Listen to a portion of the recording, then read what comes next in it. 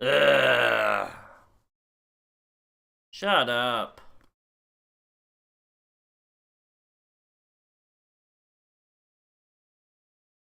What the fuck is all this shit?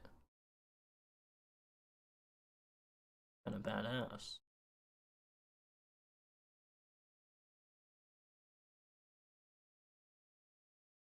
Wait, just do the camera.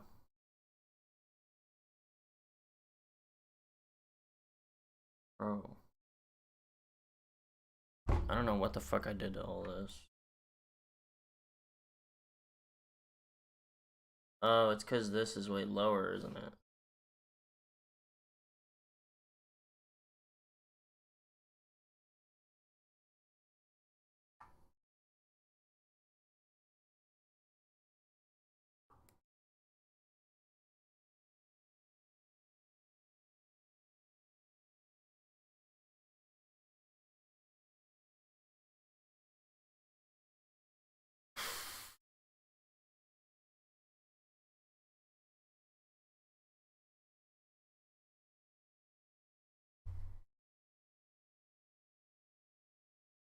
Crazy.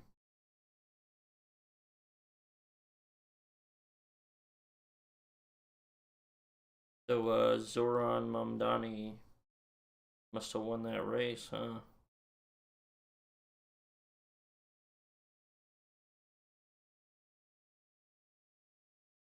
Kind of exciting.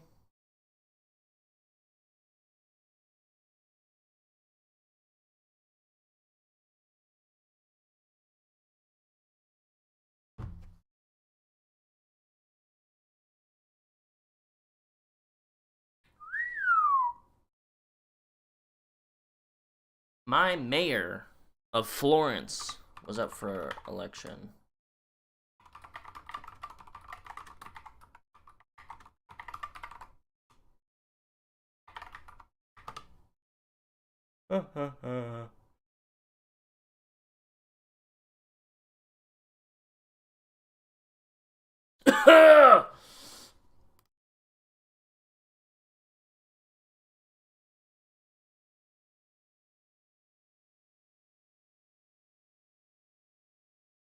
City of Canyon City, City Council, City of Florence. Of course, wow.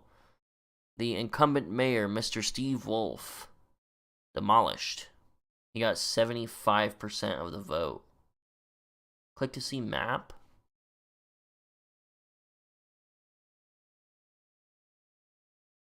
Wow, okay.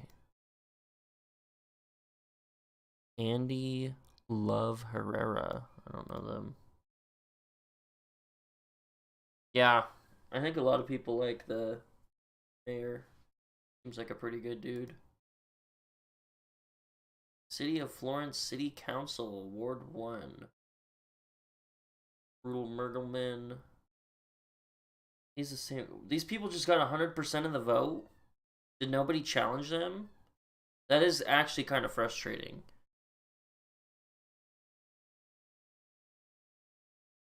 Hold on, I have to go to the city website. That is really irritating when a seat goes uncontested, even if it's like obvious that somebody's gonna win or something. It's just like you have one choice. What the fuck is the point? The point of voting? I don't know. It's just a little small town, but whatever. It's just all gonna be the same people.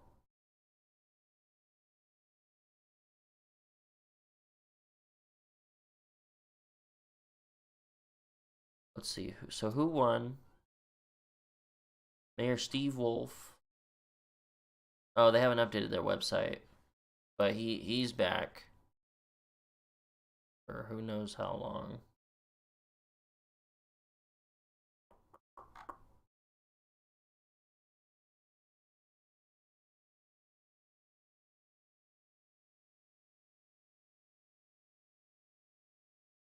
So Brenda Gardner and Rudel Mergelman won their elections again, so they should stay for another 2 years, maybe 4 years, 2 or 4. I don't know.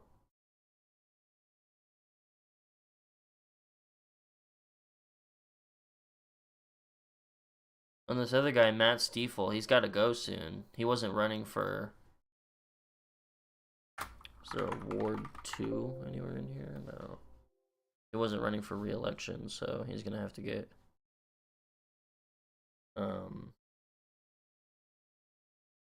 replace him. And then I'm kind of interested in Canyon Shitty City Council Mayor. Wait, what? That could not be right. How the fuck was the mayor just one unanimous thing in a place as big as Canyon City? That one's especially irritating.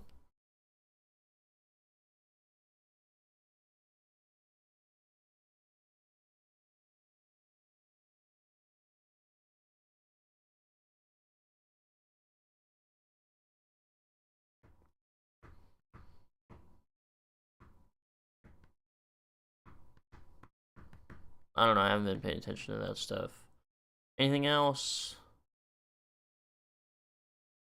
Mountain College? I don't know what that is.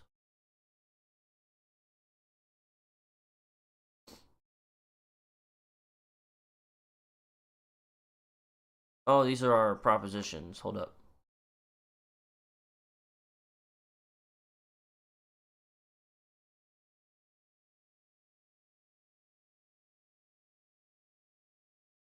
In order to continue the school, funding the healthy school meals for all program be increased by 95 million annually to change Colorado revised statutes.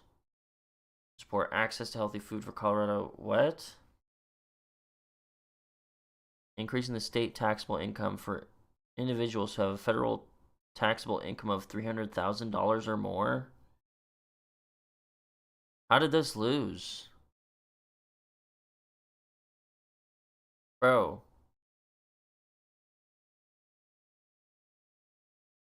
Especially with Snap being fucked up. Like, the government's still shut down, right? Obviously it fucking is. That shit's never opening back up. Yeah.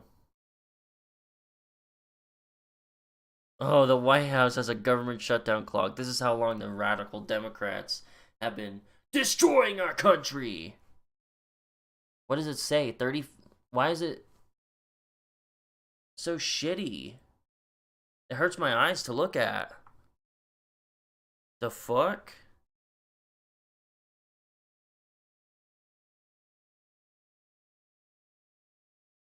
What is this? 35 days? That's crazy. That's crazy. It actually hurts my eyes to look at. I'm gonna cry. It's just so disgusting. Ugh.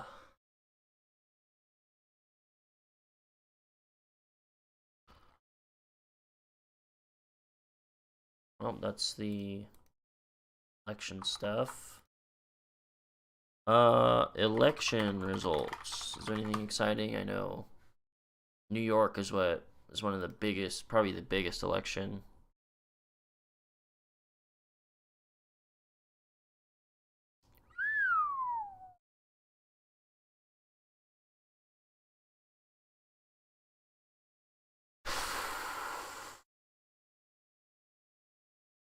I'm surprised that Colorado proposition didn't pass for like increasing taxes on people with $300,000 of taxable income to fund healthy school lunches or whatever. Is that what it was funding?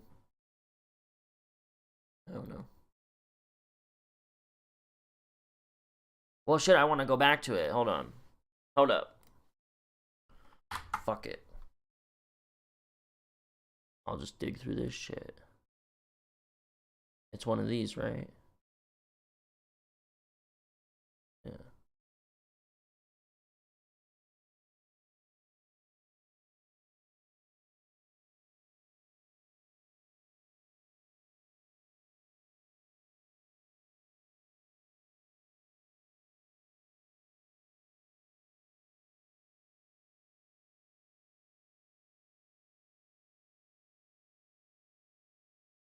limiting itemized or standard state income tax deductions to $1,000 for single tax return files and $2,000 for joint tax return files for the purposes of fully funding the Healthy School Meals for All program. To continue paying for public schools to offer free breakfast and lunch for all public school students, while also increasing wages for employees who prepare and serve school meals. Helping schools use basic, nutritious ingredients instead of processed products, and ensuring that Colorado grown and raised products are part of school meals. Supporting the Supplemental Nutrition Assistance Program, SNAP, that helps low-income Colorado families afford groceries, and allowing the state to retain and spend as a voter-approved revenue change all additional tax revenue generated by these tax changes. So maybe the biggest issue was that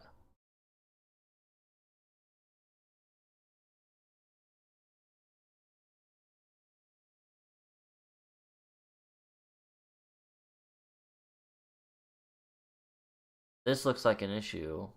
The way that it was going to increase the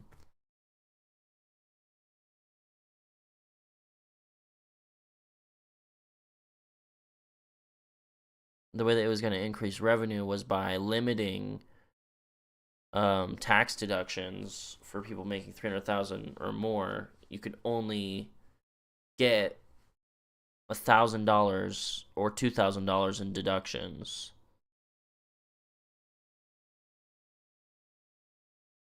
That's only if you make that much money, though.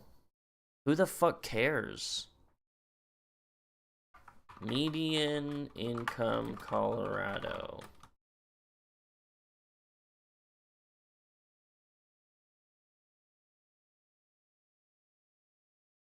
I don't understand. Well, there is one thing. I don't know how this works, but one conversation I was just having with Williams about taxes is that it's really nice that when you get moved up a tax bracket, only the new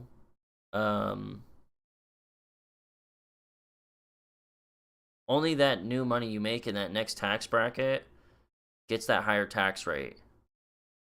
So check this out. I just chase.com. Fuck off. Just show me the goddamn. You know what? Take me straight to the IRS. Look. So if you make it says it right here. The first $11,000 roughly that everybody makes, whether you make $1 million or $11,000, is taxed at 10%. Then if you make any more money than this, all of that new money gets taxed at a slightly higher rate. And then any more money than $47,000, that one gets taxed at a higher rate. And I think maybe the problem with this is that it kind of has like it doesn't have the same situation where you kind of ease into the next tax bracket and it's not punishing to go up in income. But this seems like maybe it is. I don't know exactly how this works, but it seems like there could be a huge difference between someone who makes $290,000 a year and $300,000 a year, depending on how many tax deductions you use. If you make $290,000, then you can get maybe $5,000 in tax deductions. And then if you make just a little bit more, it's capped at $1,000 or $2,000. How much tax deductions can you claim? Oh, the trash truck's here.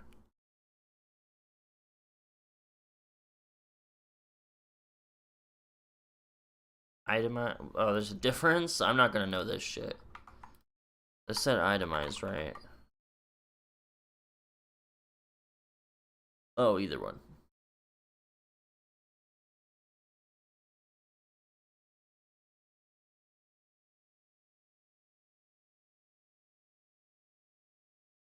I'm looking at the fucking. I hate using the fucking AI overview, but I don't. I don't care too much about this. We can look at it more later.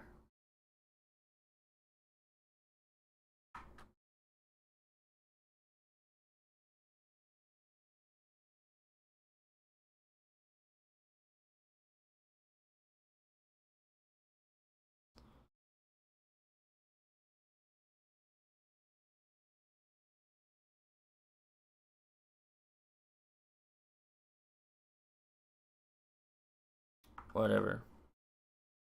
That's the only problem I could see with it, is that it actually does at a certain point it does punish you for increasing your income, but I also don't think, I don't know if that matters that much because so few people make this much money. I would expect most people to not give a shit and just say yes, especially for SNAP and like this food, the like free food and um public school meals and shit. I expect that people in Colorado would be really upset about that. But they did say yes to this one, just to put more money.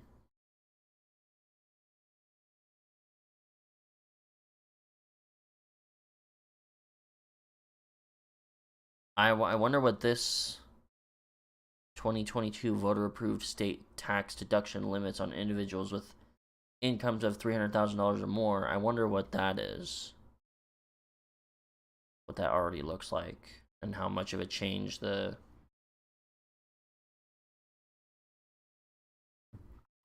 are there limits on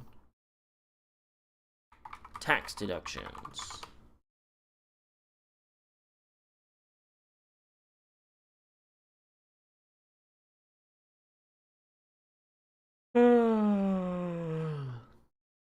I mean, obviously there is, but like,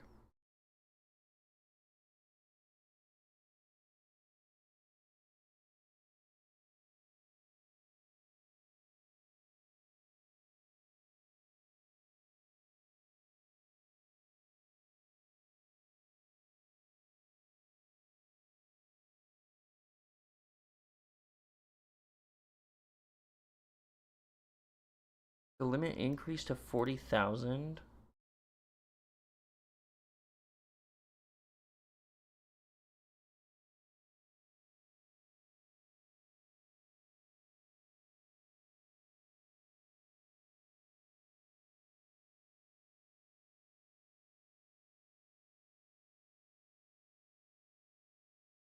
Okay, so there's some limits, but it seems complicated.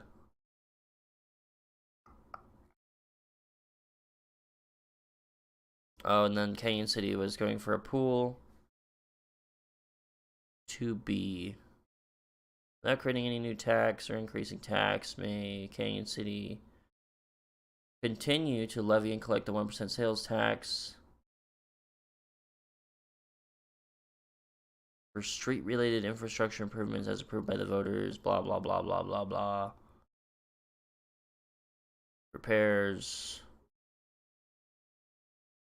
10-year pavement management plan. So it's for roads. Oh, it's subject to an annual independent audit. Audit reports will be made available for public review. This passed. So it's a 1% sales tax that they already have. They're going to keep it and use it for roads.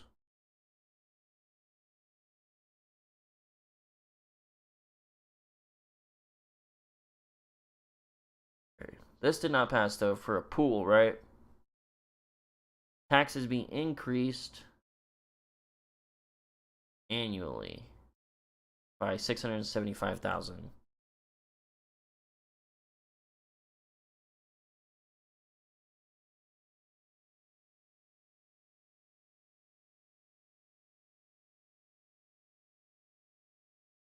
Yeah, this shit is not gonna pass. You cannot tax me for a pool. Why don't they just put a YMCA in town? They can. That's just a free market. They can do it themselves. We don't need commie pools.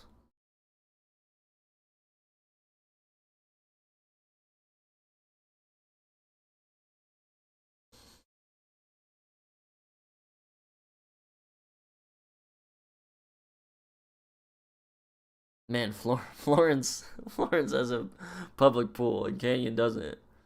That's hilarious. I don't care that much about it. It didn't pass. Blah blah. Oh, Florence ballot issue.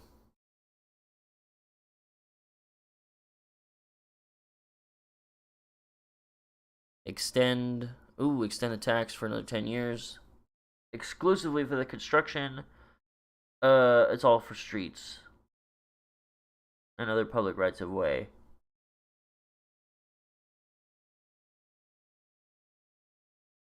Yep.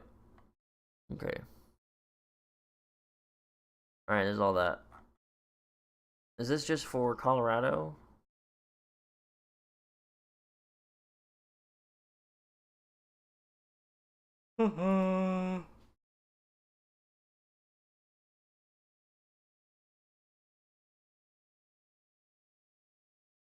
Election results not good for Republicans. Oh no.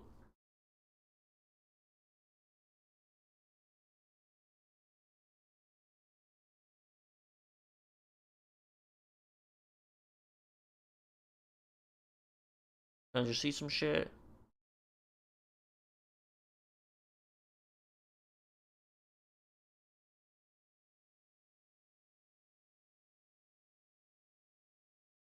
Oh wow, he did a great job in the New York race. Come on, bruh. New York mayoral race. New Jersey's governor.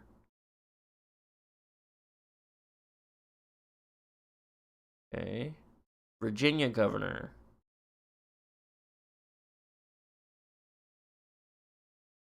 57%.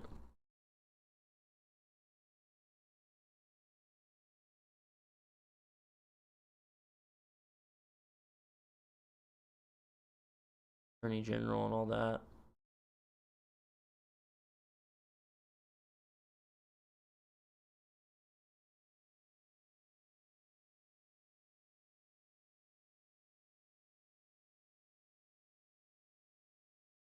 Mayoral races and a bunch of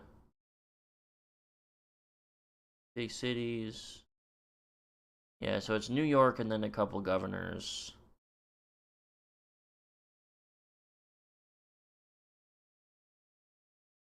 Colorado gubernatorial election. Okay, that's next year.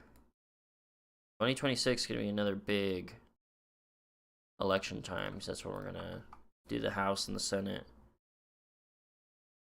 Alright. Get this shit out of my face. We're going to do something else for a bit.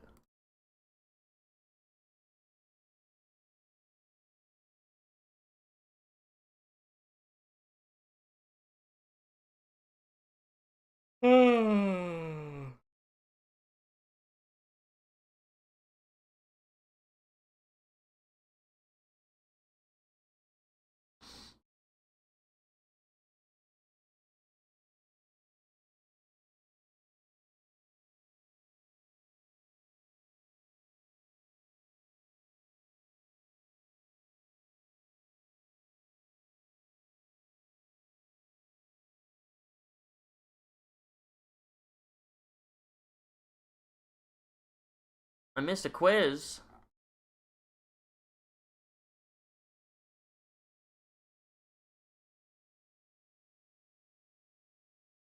Is it closed? Oh no, that's really bad. Alright, I have to message the teacher or something. Fuck. Okay, what are we doing in jazz? The week of November 9th, so we have a discussion. Kind of Blue and Giant Steps. In this discussion, we'll be examining how these two albums approach jazz harmony in a whole new way.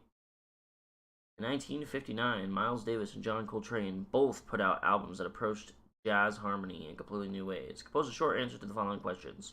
How was harmony treated in Kind of Blue and Giant Steps? And how were they different from the way jazz harmony had been approached before? Are there harmonic approaches in these two albums similar to each other or completely different? Okay. I've heard of the Giant Steps, at least the song. I don't know about the album. And I know that John Coltrane is insane.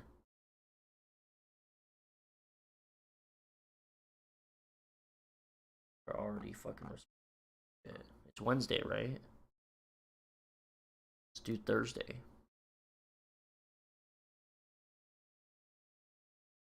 Released in January or February? What the fuck does that mean? Did they forget?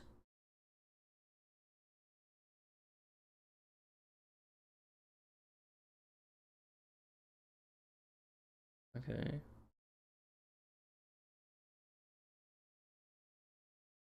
Coltrane's first album as leader for the label, with which he had signed a new contract the previous year. What does that mean? He's leader for the label? Oh, first album as leader under this particular label. So what, he led this album? One of the most influential jazz albums of all time. Many of his tracks have become practice templates for jazz saxophonists.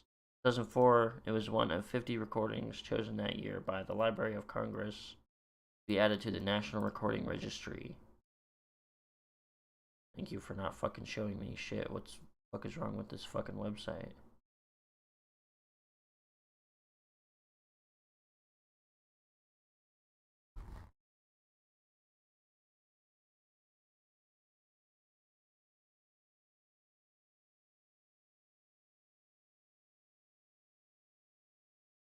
Oh, he adopted a daughter.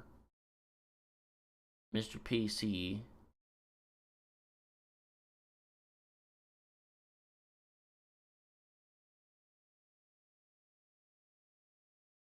Okay.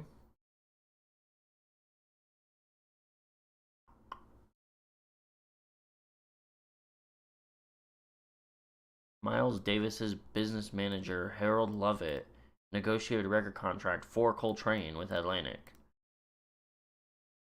$7,000 annual guarantee. Wow, equivalent to $75,000. That's crazy.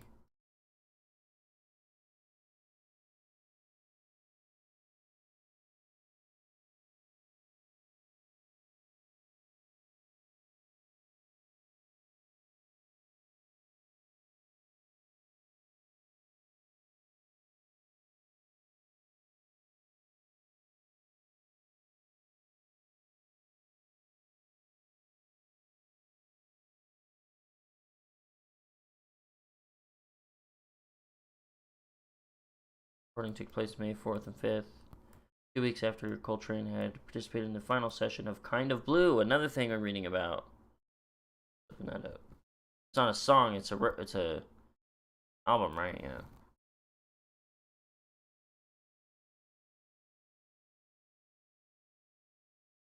Wow. This is, so Miles Davis and Coltrane were in the same little fucking like group.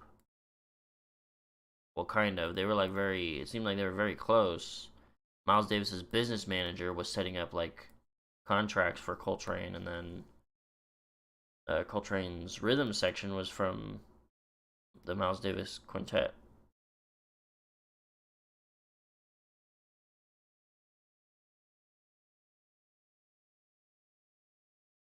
Okay, here. This is an important part. Exemplifies the melodic phrasing that came to be known as sheets of sound.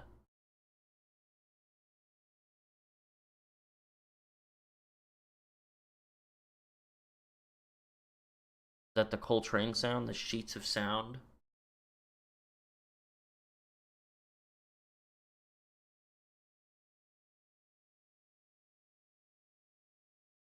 Third related chord movements that became known as Coltrane changes.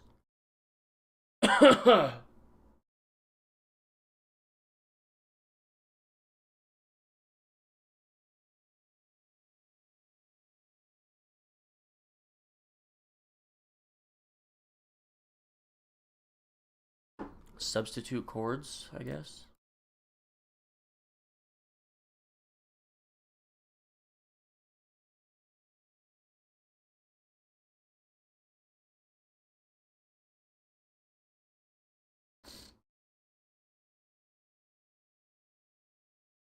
Key centers a major third apart.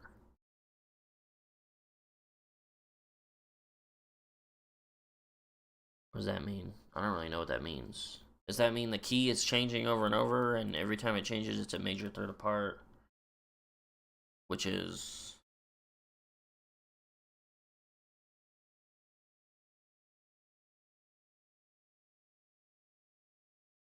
I don't fucking remember.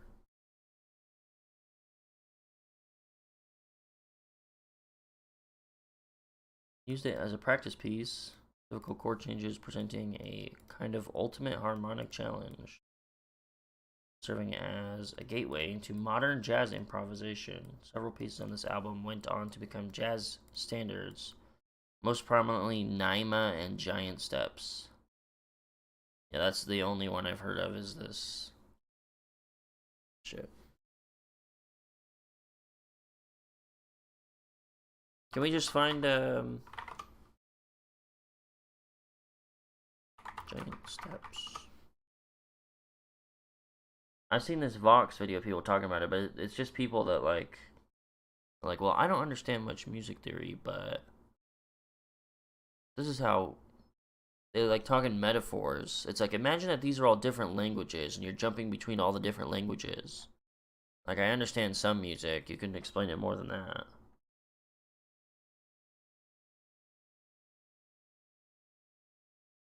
The diagram.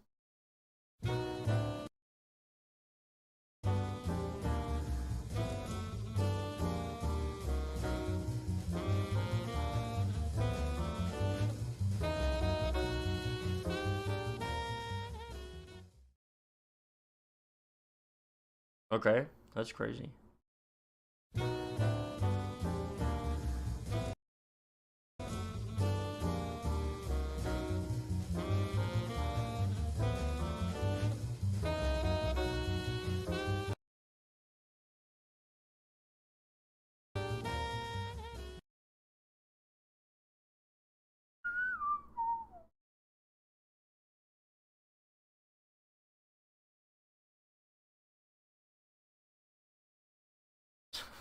Steps in 13A. Do we want to watch a whole video about it? From this guy? No, he looks so annoying. Don't care.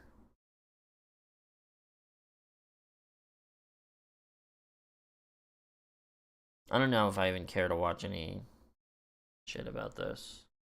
Watch this Vox bullshit. Shut up. I might get bored of this. You're saying that you killed this boy. Is John Coltrane's Giant Steps. It's considered one of the most important jazz albums of all time. Thank you. It cemented John Coltrane as a legend among jazz saxophonists and composers, and it's home to one of the most revered and feared compositions in jazz history. The reason why the album's title track is so iconic can be heard in its first few seconds.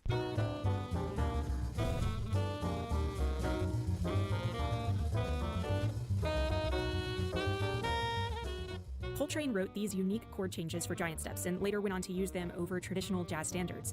These chords came to be known as the Coltrane changes, and improvising over them is considered a rite of passage for jazz musicians. But if you don't understand a lick of music theory like me, it's really hard to see how this is so legendary. Lucky for me, I know two people that can explain why. Braxton Cook. Okay.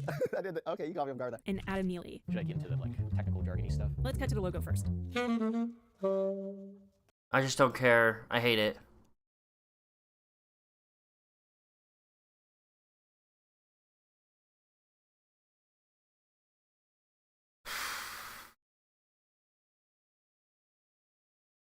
Oh, all these guys got max rating. Except the Penguin? Does it only go to 4-star?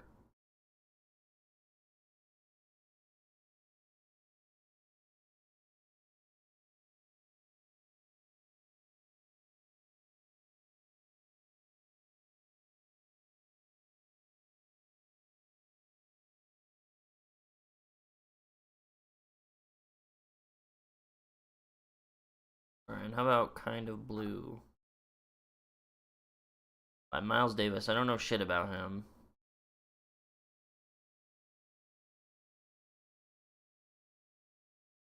Okay, this album features John Coltrane.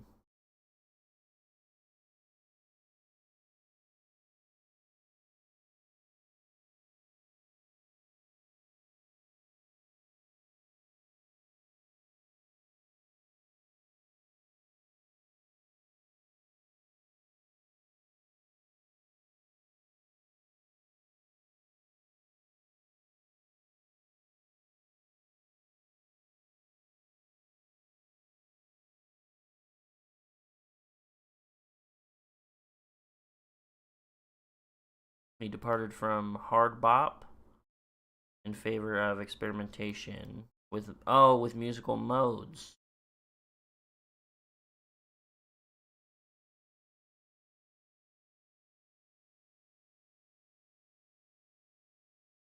It's entirely based on modality.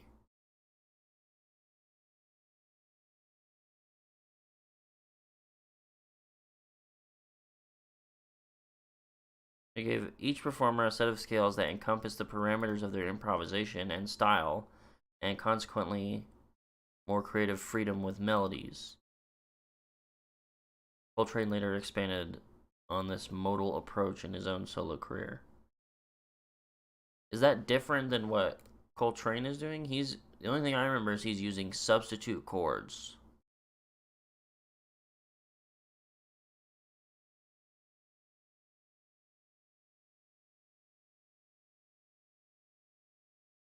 Like, I understand approaching it with modes, kind of. Coltrane matrix. It's the Coltrane matrix. Chromatic third relations, multi-tonic changes.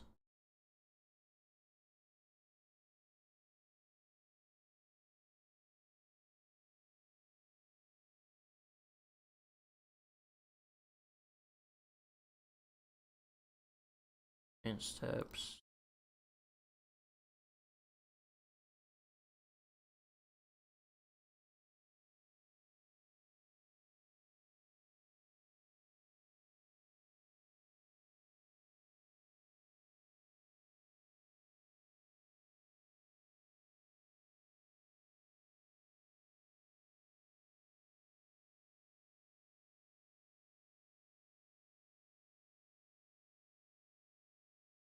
What the fuck is a supertonic?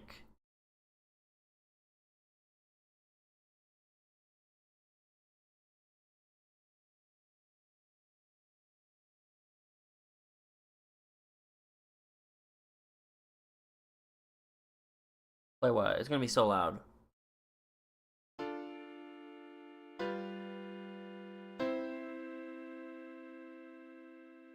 Thank you for that.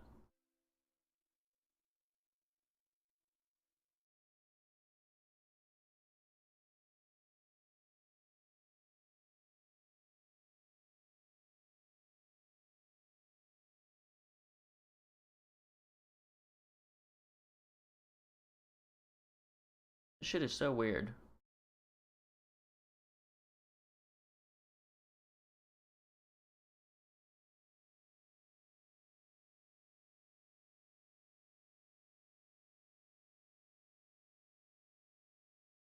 Okay, I don't understand this that well. I'm guessing this sounds really weird though. Based on like this last sentence. So this 2-5-1 progression is based on, I think it's based on the circle of fifths.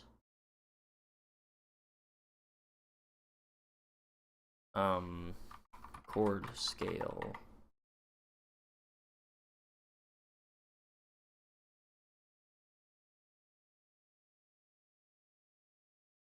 I don't know if this is the right thing to look up. Maybe this is something I just don't understand that well.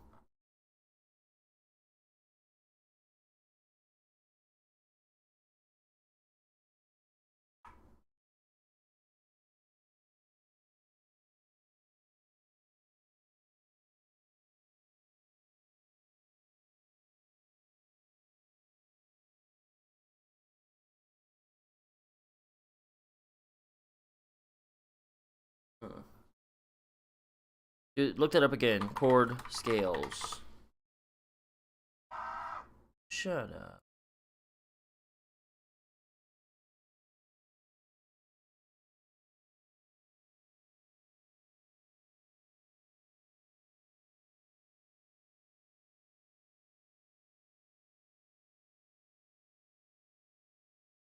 Yeah, I'm not sure how it works, but basically you can come up with, I think, I'm not sure, I'm probably very wrong, because I can't really demonstrate it, and I don't seem to understand what's going on, but this 2-5-1 thing, you could take like a scale, and you could play all the notes in that scale, and then you can make chords out of every single note, like every single step in that scale, using roughly the same notes. You just have to make some of the notes into major chords and some of them into minor chords. And then some of them into like weird diminished or augmented chords, I guess. But that's based on the way that you come up with that, I think, is through the circle of fifths. But it sounds like he's using like a circle of thirds.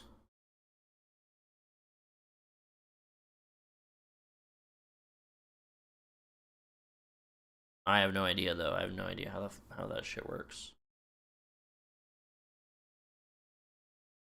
Can we look up the Coltrane changes, maybe?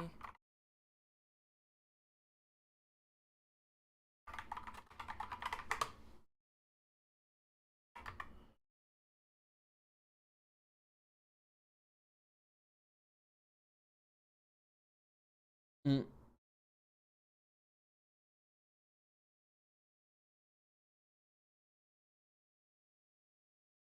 Is this gonna be like... Some of this shit is just gonna be way too complicated. Here's 12 tone. This is like a somewhat... Finding the things you and your family need to... somewhat reasonable, normally accessible channel.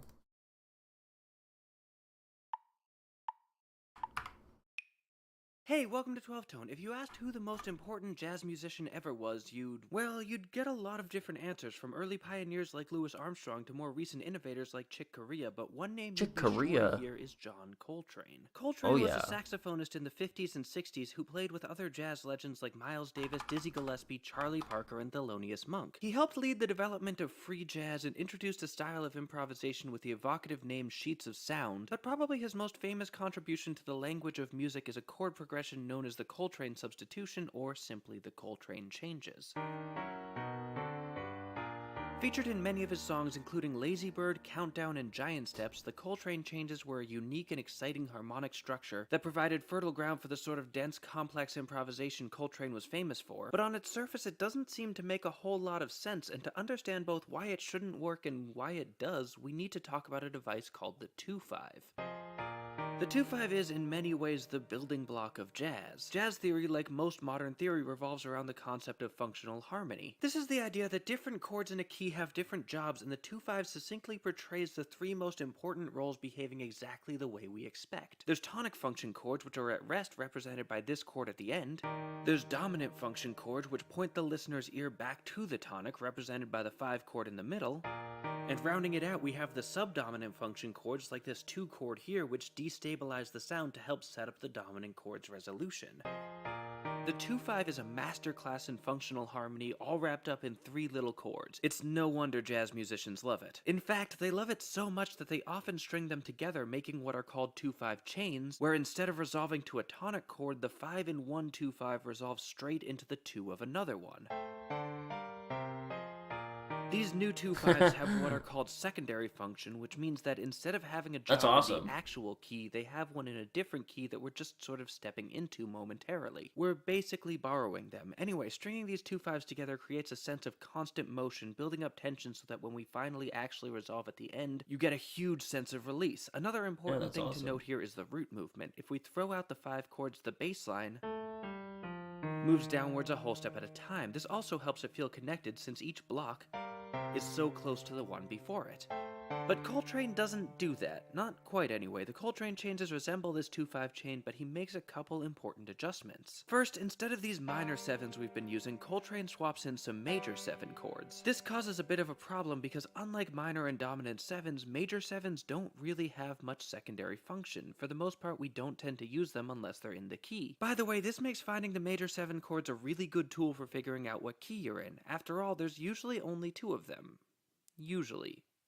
Consider that foreshadowing. The other thing Coltrane does is move the chords around, whereas before we had a root movement by descending whole step. In the Coltrane changes, he switches to descending major thirds.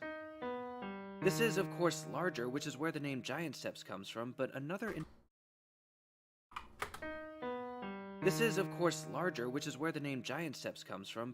interesting thing happens too. If we go down a major third 3 times in a row, we get right back to the note we started on. The Coltrane changes loop back into themselves, making it hard to tell where they start and where they end.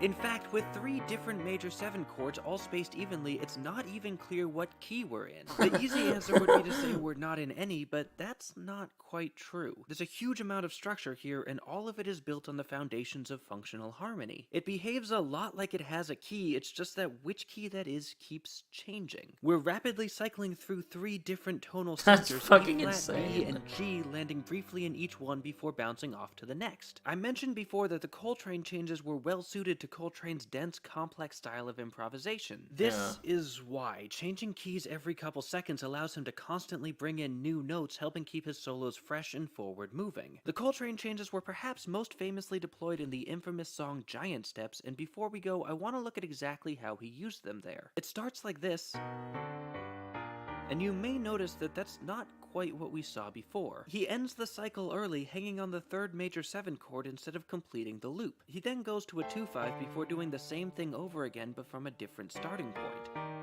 Then he slows down a bit, and while he's at it, turns the 5 chords into 2/5s to sneak in a little more motion. In other songs, Coltrane used ascending thirds, or started the progression wrong, or moved by minor thirds instead to add a 4th key center. And this, I think, is the most important lesson here. Making music isn't about blindly following rules. Even if you're using a specific device, you can still play around with it, changing parts to fit your needs. Just because you're playing the Coltrane changes doesn't mean you have to use them exactly the way John Coltrane did. Not even John Coltrane did that. Anyway, thanks for watching. If you want to help make these videos possible, please consider supporting 12 Tone on Patreon. You can also join our Patreon! That's an awesome video. And that's just awesome. Was that a music symbol? That's pretty cool. But yeah, that's very interesting.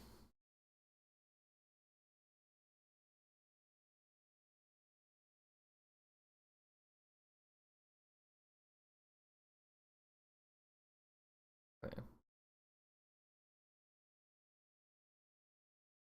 So that's not based on it doesn't seem like it's based on different musical modes, really. It's based on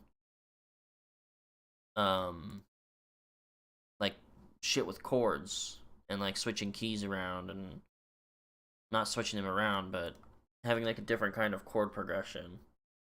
Whereas this kind of blue stuff, it explicitly says that it's based on modality. So that's going to be the major difference between these two guys.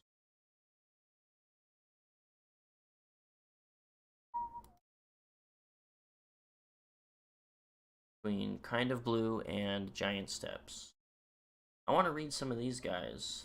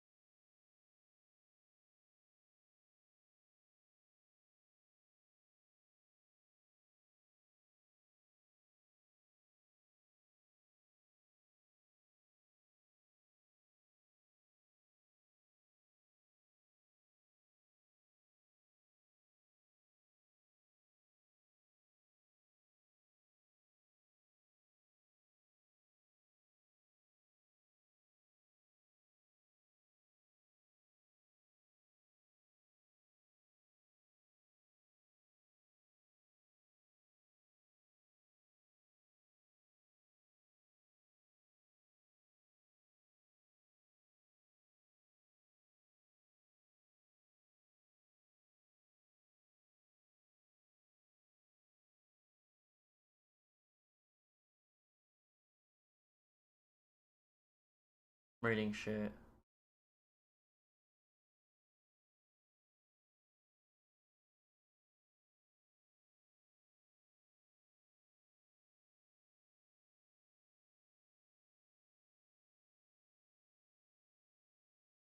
Alright, I'm just reading a couple of these guys that have already posted. I don't understand how to describe giant steps. I guess we'll find out. Because what these guys are saying doesn't make sense either, but I understand roughly this is based on modality. And this is some crazy shit. I'll be right back.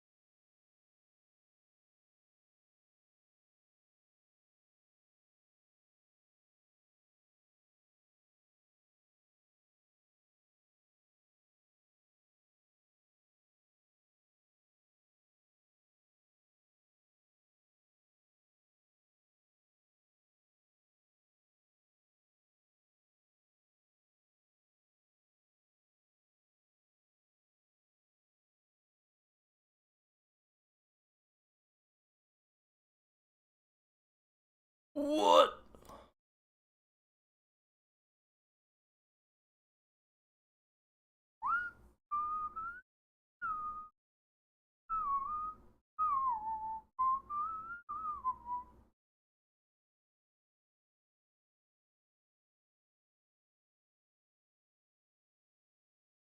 Why does YouTube have all of its own emojis? Not funny, but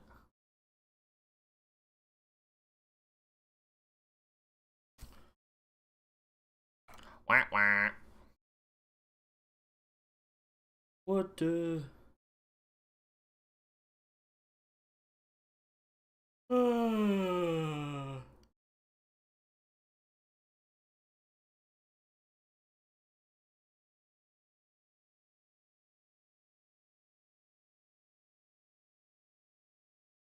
Dumpster, dumpster.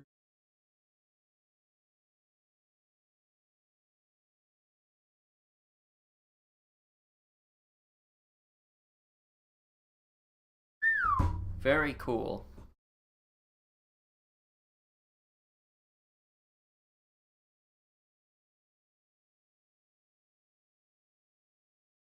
This is gonna be my first assignment this week. Is due tomorrow.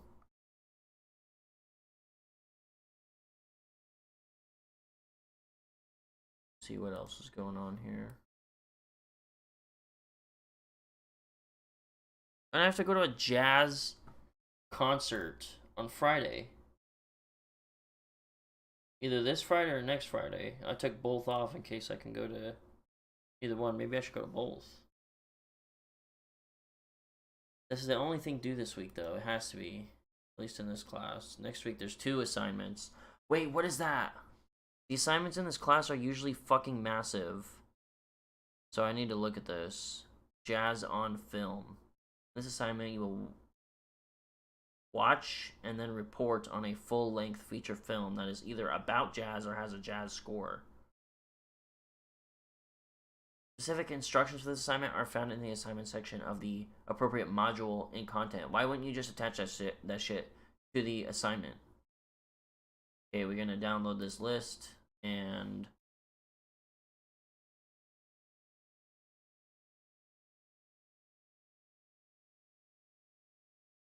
gonna show us okay.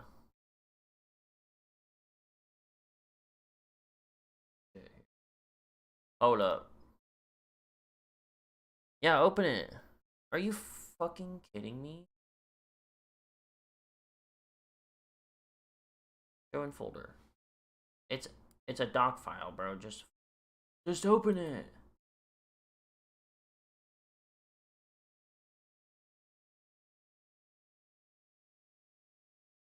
WordPad?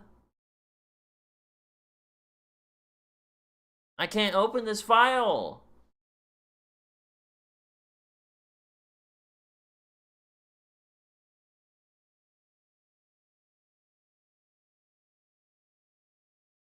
Thank God. It's so fucked.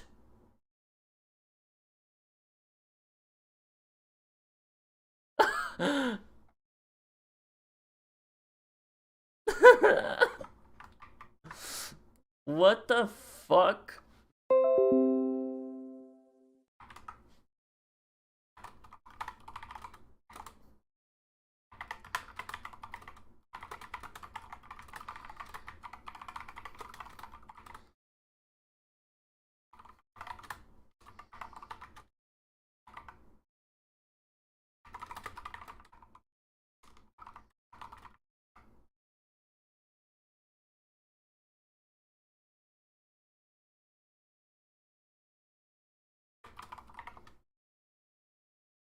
Look at you have to look at this.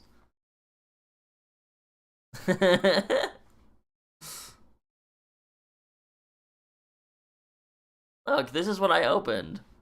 This fucking thing. The actual assignment is down here, so it's not totally fucked. It actually looks kind of fucked, but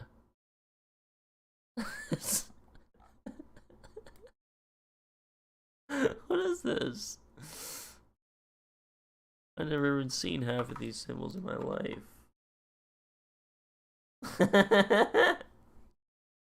What the fuck?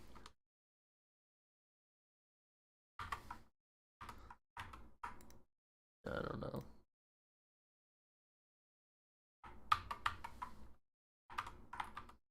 Can't even copy and paste it.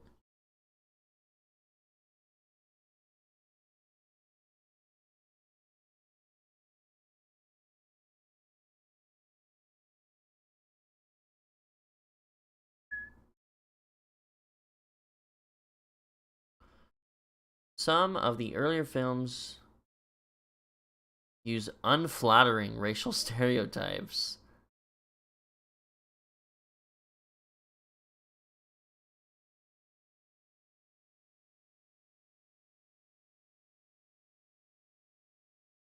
Wow, we have to watch racist movies?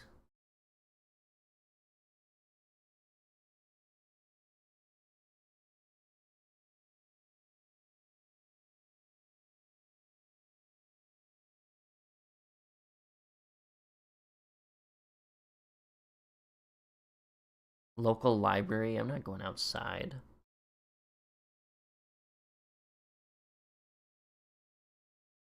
Find more recent films, go to the bottom. Oh. It's more schizo shit.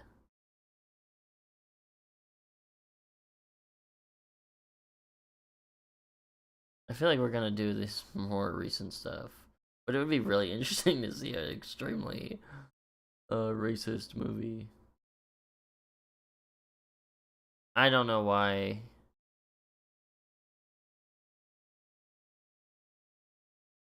Holy shit, it's fucked.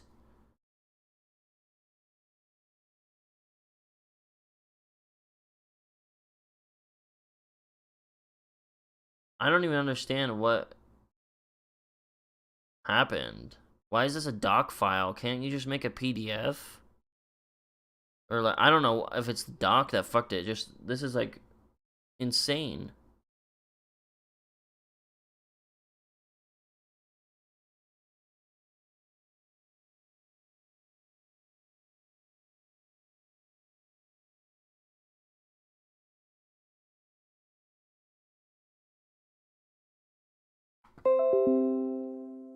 Like, what?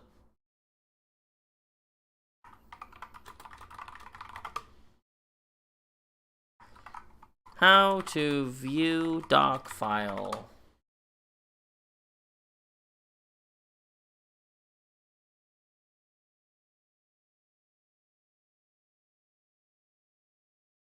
This was not made to be a doc file. This doesn't make any sense.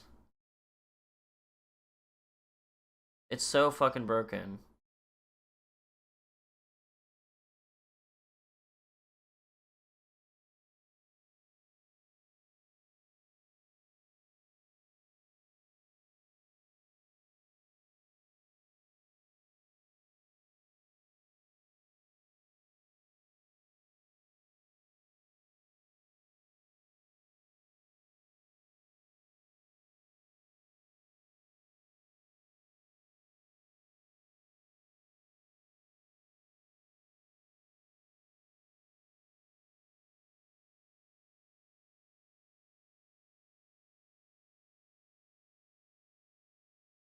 Says this was created in 2019, this file.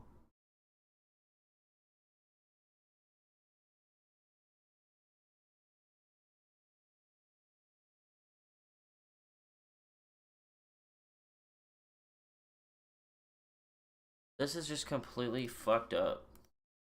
Like, maybe I should message the teacher. I should message the teacher about all sorts of shit. I need my one teacher to fucking open my quiz. I need this teacher to fix this piece of shit file.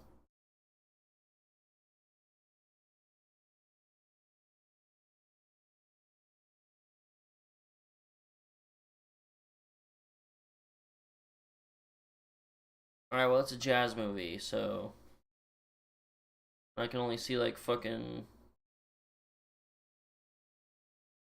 these.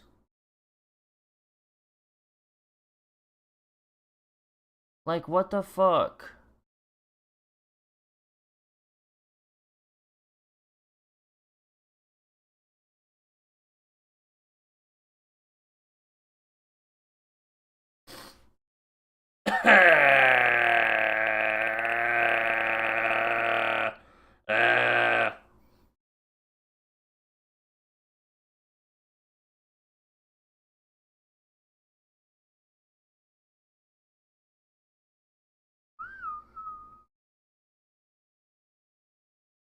The audio's... Oh, it's 0. Fuck off. It's fine.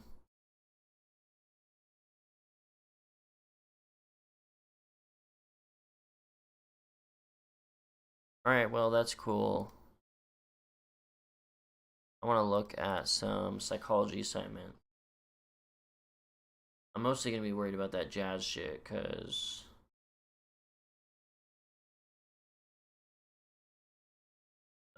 it's due on Thursday. The discussions are always due on Thursday. It's insane. It's insanity. Alright, what's due this week?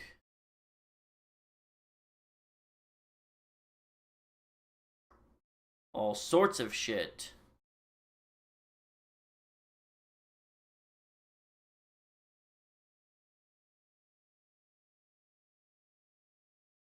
Alright, and... I think these discussions are due on Sunday, which is nice, but I need to... All of the discussions in this psychology class require like APA not format, but APA citations, and I lose a ridiculous amount of points on the discussion. The discussions aren't even worth that much, but the most I can get is a 70% without using APA citations.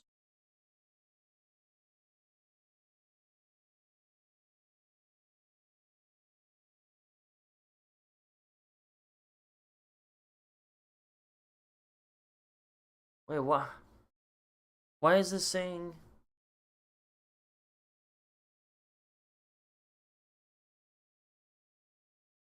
It's saying that a bunch of my quizzes are due soon.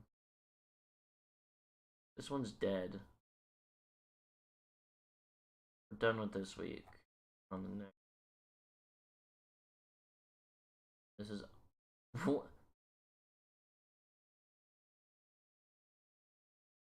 Okay, these are fucked up.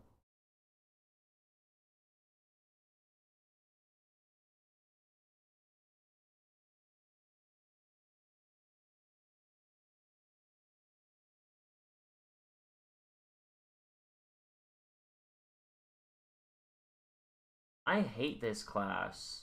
I don't hate it, but like the teacher has fucked this class up.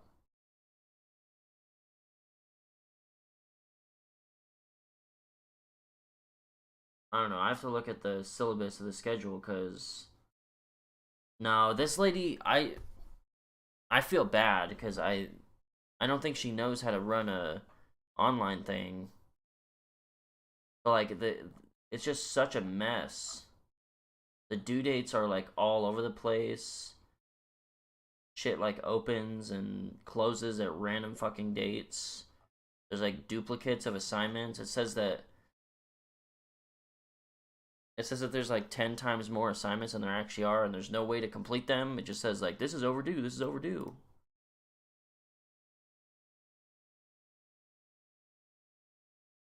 So please just show me a simple fucking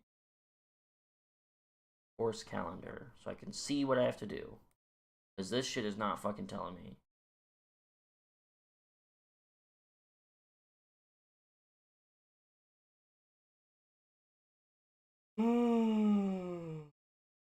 I'm staring at some shit. And my screen just has nothing on it right now. Get fucked.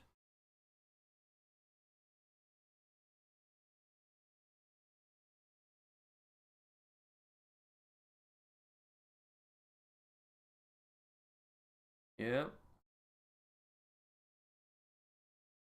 Okay, so this is showing what we're doing in each module, but where the fuck is the schedule? Is there a schedule?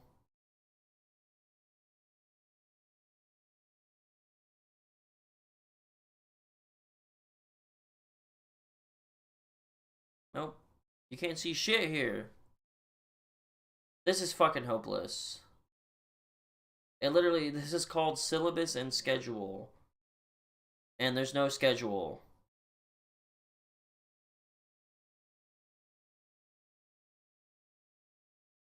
Are you fucking kidding me? Oh my fucking god, this class is like just set up so terribly. Like, look, Module 4 is work that we're supposed to do from October 26th to November 2nd. And then Module 5 is October 27th to November 6th. And Module 6 is November 2nd to November 9th. They're like all mixed the fuck around. Or they like bleed into each other. Like, this is 3 modules. This doesn't make any sense. Yeah, this lady just fucked this up. Whatever, it must be fucking hard to figure out. These are all closed. I'm done with this week. This one is Module 4. I'm on Module 5.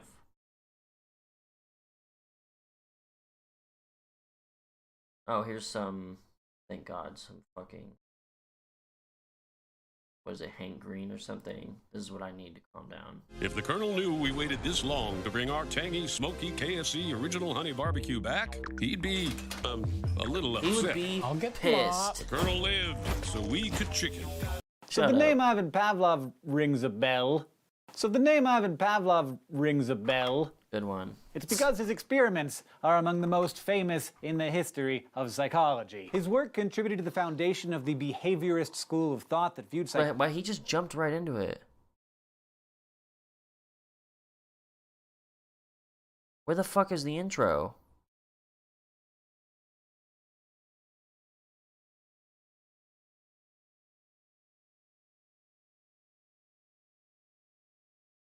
Oh, it's like way over here? Psychology as an empirically rigorous. Hold on, sorry. So I just want to... Oh, okay, so the assignment is about classical conditioning, which probably has a lot to do with this. Because it was due last Sunday. Fuck off. Difference between classical conditioning and operant conditioning, and give an example of each.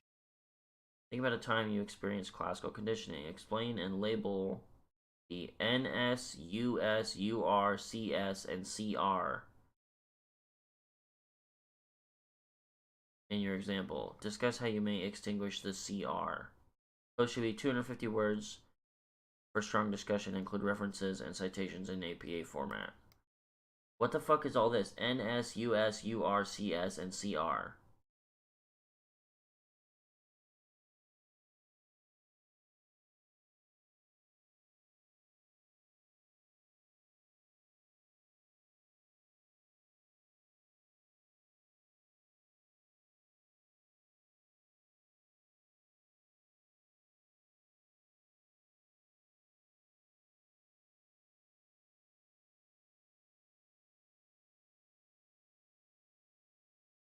Okay, I guess. Science focused on observable behaviors and not unobservable internal mental processes. Even though today we view psychology as the science of both behavior and mental processes, Pavlov's influence was tremendous. His research helped pave the path for more experimental rigor and behavioral research right up to the present day. Born in 1849 in Russia, Pavlov was never much for psychology. After giving up on his original aspirations to become a Russian Orthodox priest like his father, he instead earned a medical degree and spent nearly 20 years studying the digestive system, earning Russia's first Nobel Prize in his mid-50s for his research expanding our understanding of how stomachs work. He didn't study human stomachs, though, because the procedures were terrible and cruel. He Uh-oh. studied dog stomachs, and while researching those dogs, he noticed how the animals would salivate at a mere whiff of their dinner. At first, he found all that slobber annoying, but soon started to suspect that this behavior was actually a simple but important form of learning. For us scholars of psychology, we can define learning as the process of acquiring, through experience, new and relatively enduring information or behaviors. Whether through association, observation, or just plain thinking, learning is what allows us to adapt to our environments and to survive. And as Pavlov began to discover, it wasn't only humans who learned. Soon enough, he was turning out his famous series of experiments in which he paired the presence of meat powder, yummy, which got the dogs to drooling, with lots of different neutral stimuli, things that wouldn't normally make you drool, like a certain sound or shining a light or a touch on the leg. Then Pavlov observed after several of these pairings, a dog would start to drool just at the sound or the light or the touch, even if there wasn't any slobber-inducing meat powder around. Animals, he found, can exhibit associative learning. That's when a subject links certain events, behaviors, or stimuli together in the process of conditioning. This may be the most elemental, basic form of learning a brain can do, but that doesn't mean that the processes behind conditioning are or ever were obvious, or for that matter, simple. In fact, the research that's gone into how we're conditioned by our environments has helped shape the science of psychology from a still kind of subjective thought exercise into the more rigorous discipline we know today. And it starred some of psychology's most notable and often controversial figures, including Pavlov, B.F. Skinner, and that guy who trained kids to be terrified of furry animals. What the fuck? Holy shit. I hate their intro. It's always way too loud. Okay, I'm not a licensed dog trainer. Do they license dog trainers? But I can break down for you the sequence of steps in Pavlov's famous experiment to help you get a sense of how conditioning works. First, before conditioning, the dog just drools when it smells food.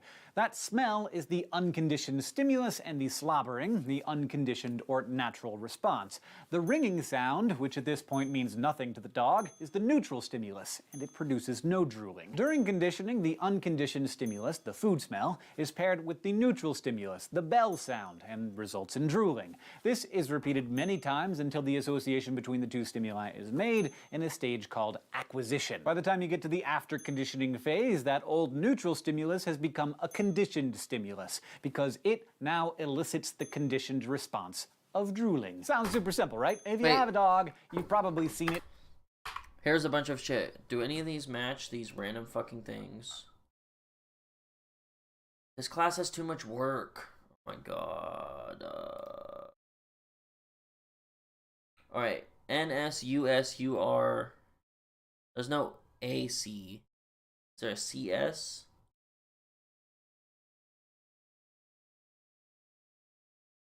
Conditioned stimulus and conditioned response. CS and CR. Was that like a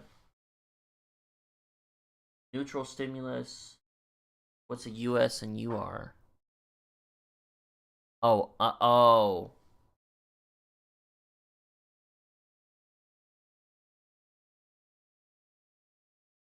So there must be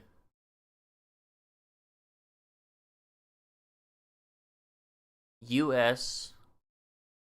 There's no NR here.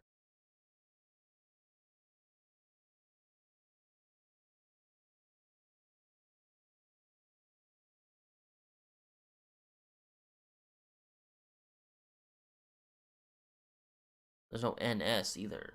Natural neutral stimulus? Neutral stimulus.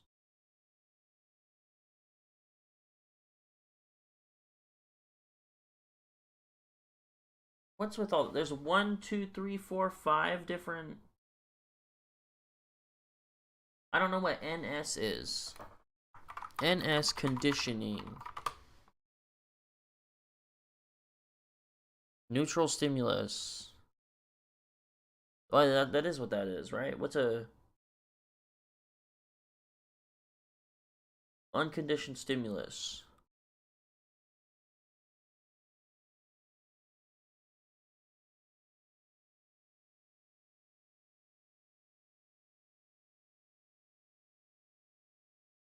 Unconditioned response?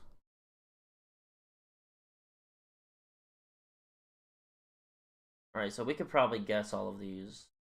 NS is neutral stimulus. US is unconditioned stimulus. UR is unconditioned response. CS is conditioned stimulus. And then this CR is conditioned response. You can kind of guess them if you just know the only fucking words that they use. By the time you get to the after conditioning phase, that old neutral stimulus has become And I have to think about a time I experienced classical conditioning. The fuck?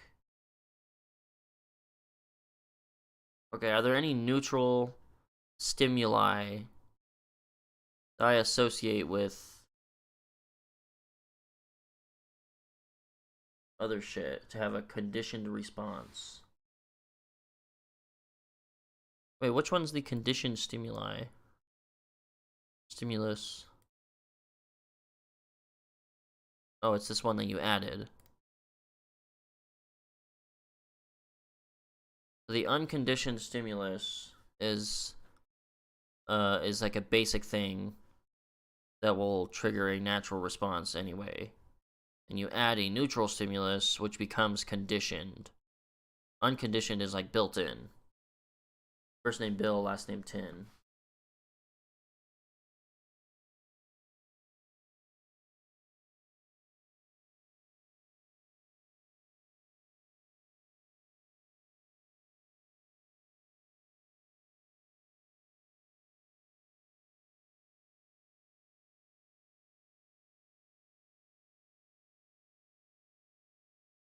I have to think of a good one. A good conditioned response. I don't know, I'll think about it. Anything related to food? Why can't I just use my own dog as an example? Like if I shake fucking... If I make this noise, he gets excited. He's probably somewhere in the house perking his ears up.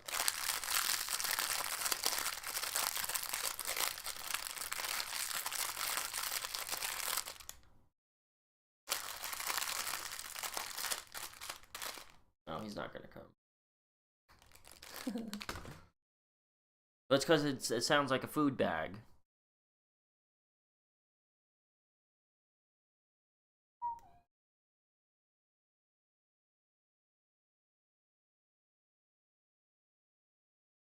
I don't know. I'll think about it. This is repeated many times until the association between the two stimuli is made in a stage called acquisition. By the time you get to the after conditioning phase, that old neutral stimulus has become a conditioned stimulus because it now elicits the conditioned response of drooling. Sounds super simple, right? If you have a dog, you've probably seen it tap dance at the sight of a leash, but in Pavlov's day, this whole series of steps hadn't really been studied in a lab setting or even thought about in scientific terms. Pavlov's work suggested that... Hold up. Look, I got a fresh new month, new doc. Let's get one here for... Actually, you know what? I'm gonna try something different. I'm just at the top. I'm gonna do.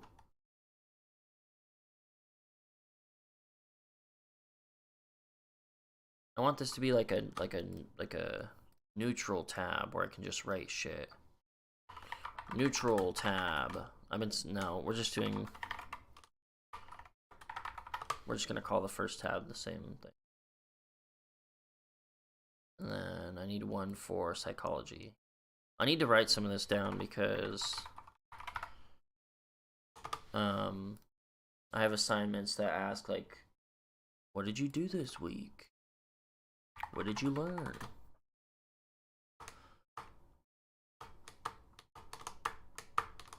So let's do, I'm sick of heading 4. We're gonna do heading 3.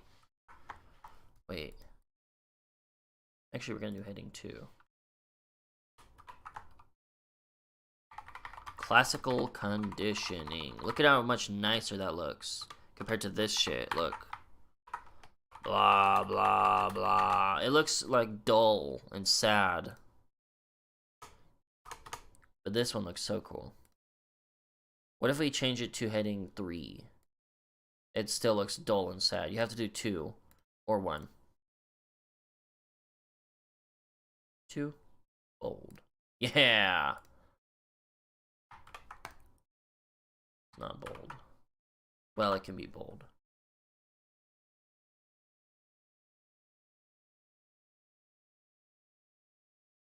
So what are we learning about classical conditioning?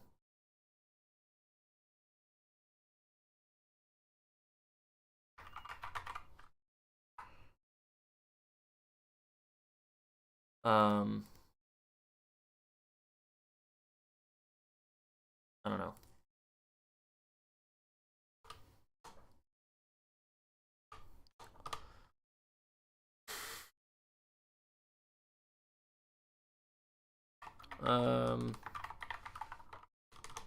Creating conditioned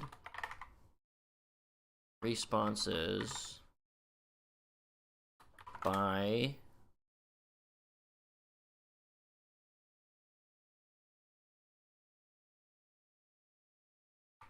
associating a neutral stimulus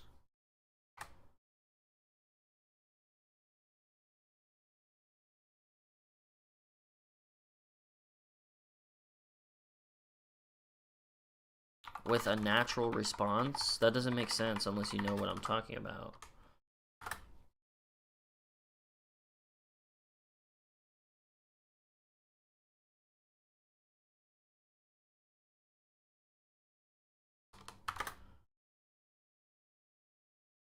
Then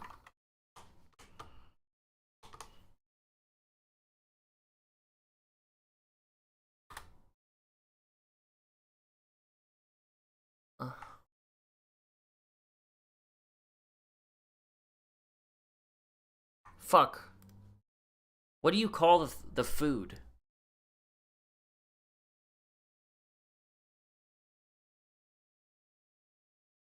Unconditioned stimulus? Unconditioned stimulus. Are you fucking kidding me? Why the fuck are you showing me fucking AI mode? I don't even want to read this shit now.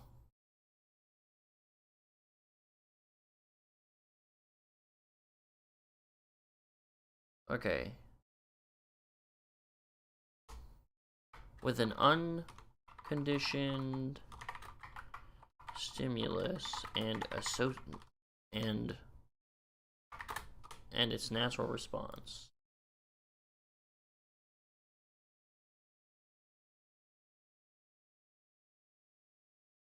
Then removing the unconditioned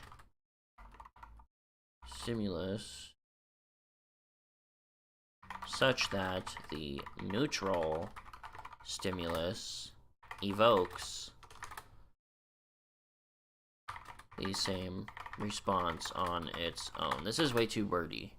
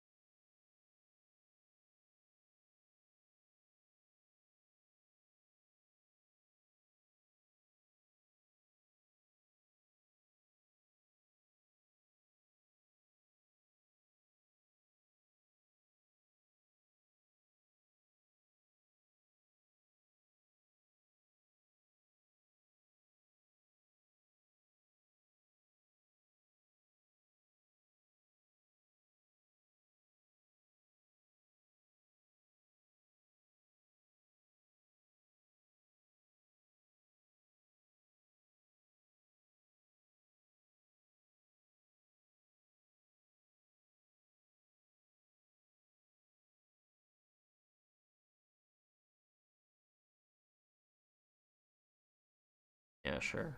Whatever.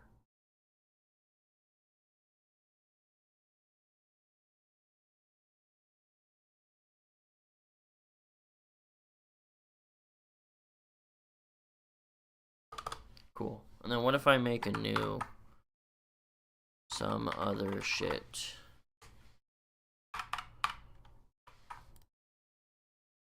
This just has one. Okay, so that actually, I like that. This is gonna be my new bold thing. That's pretty cool. We go down, it's normal text. Do I need a gap here though? This separates stuff so much like cleaner.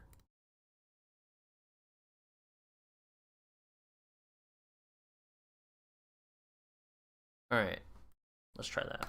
Classical conditioning, as this kind of learning came to be known, could be an adaptive form of learning that helps an animal survive by changing its behavior to better suit its environment. In this case, a bell means food, and food means survival, so get ready. Not only that, but methodologically, classical conditioning shows how a process like learning can actually be studied through direct observation of behavior in real time without all those messy feelings and emotions. This is something Pavlov especially appreciated given his disdain for mentalistic concepts like consciousness and introspection championed by Freud. Behaviorist psychologists like Pavlov's younger American analogs B.F. Skinner and John B. Watson also embraced the notion that psychology was all about objective, observable behavior. In his 1930 book Behaviorism, he argued that given a dozen healthy infants, he could train any one of them to be a doctor, artist, lawyer, or even a thief, regardless of their talents, tendencies,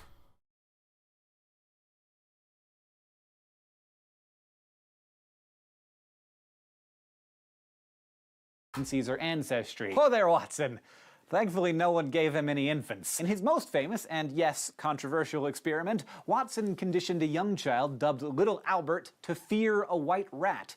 Maybe that doesn't sound so bad, but he accomplished this by pairing the rat with a loud, scary noise over and over, and then demonstrated that the terror could branch out and be generalized to include other furry white objects like bunnies, dogs, or even fur coats. So yeah. At least it's just a loud noise, I guess, but that's evil as fuck. That's really evil for a little kid. But not Why don't you do this to an adult? It would work the same. fly today, obviously, but Yeah. Watson's research did make other psychologists wonder whether adults, too, were just holding tanks of conditioned emotions. And if so, whether new conditioning could be used to undo old conditioning. Like, if you're terrified of roller coasters, but you made yourself ride one 10 times a day for 2 weeks, would your fears fade? For the record, recent exploration has revealed that the boy known as Little Albert sadly died a few years after these experiments, Why? while Watson eventually left academia and got into advertising, where he put all that associative learning to lucrative use. True. I've been excited to receive this for. I don't care, buddy.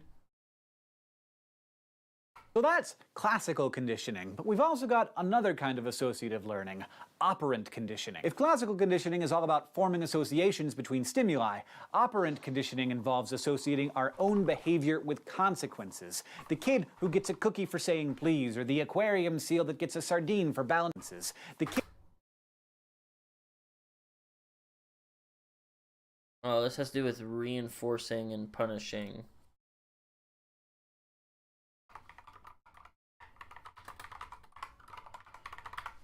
Okay. kid who gets a cookie for saying please, or the aquarium seal that gets a sardine for balancing a ball on its nose. They've both been trained with operant conditioning. The basic premise here is that behaviors increase when followed by reinforcement or reward, but they decrease when followed by punishment. And the most well-known champion of operant conditioning is American behaviorist B.F. Skinner. He designed the famous operant chamber, or Skinner box, a confined space containing a lever or button that an animal could touch to get some kind of reward, typically food, along with the Why is this shit so fucking pixelized? Oh, it's blurred and then the button is in focus. Device that keeps track of it. No, this thing's just a piece of shit. Operant chamber, or Skinner box, a confined space containing the a rat's lever blurry. or button that an animal could touch to get some kind of reward, typically food, along with the device that keeps track of its responses. Okay, time for a debunking break. Other than maybe Freud, no other figure in psychology seems to be as shrouded in lore and misinformation.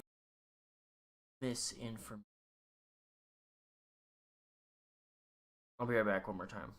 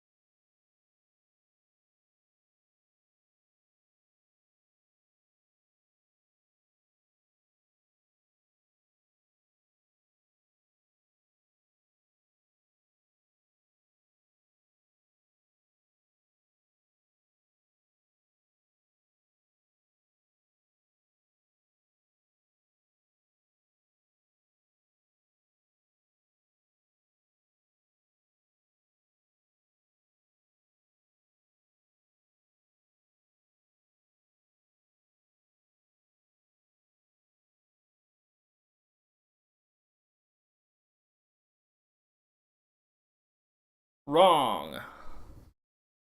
Information as B.F. Skinner. So I'm just gonna tell you straight, there's kind of reward, going on? typically food, along with Yep. the device that keeps track of its responses. Okay, time for a debunking break. Other than maybe Freud, no other figure in psychology seems to be as shrouded in lore and misinformation as B.F.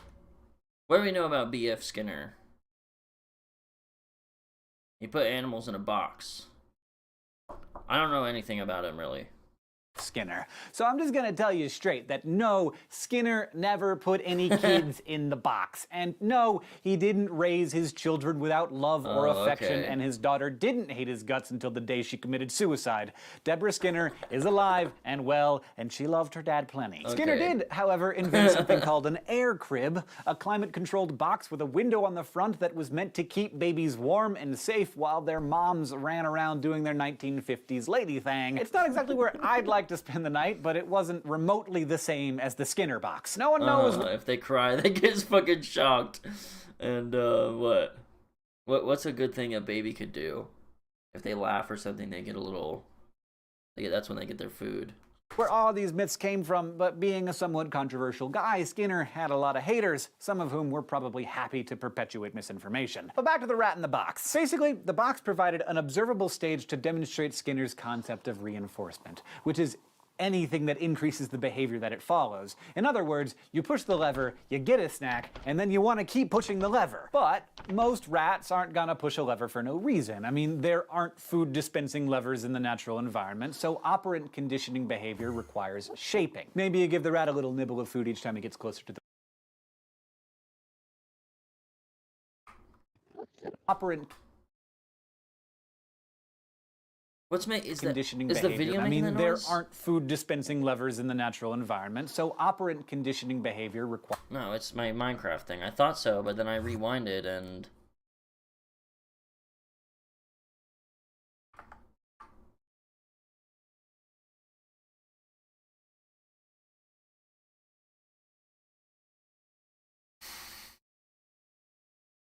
Okay, so when you're teaching a new behavior, instead of just giving, normally you would just have a flat heads up. We've detected video on your stream belongs to someone else. It's Crash Course.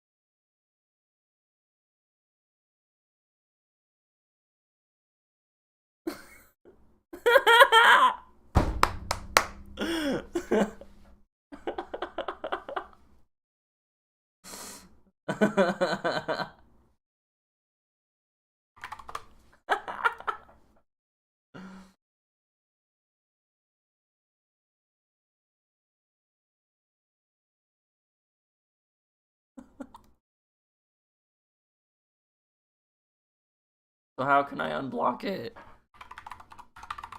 Is my stream just off?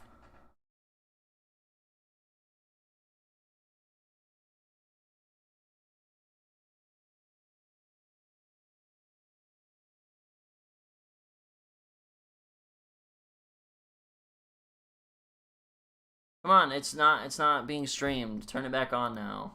It's not being streamed. Turn it back on. Turn it back on now. It's not being streamed. Okay. That was the funniest shit in the entire fucking world. I like looked over for 1 second and started reading. It said like, heads up. There's shit on your stream that you're not supposed to stream, and then the next fucking second, my stream went black. That's so fucking stupid though. It's Crash Course. It's educational. We're learning shit. We're taking notes. That's bullshit. It actually is bullshit. I'm not just restreaming it.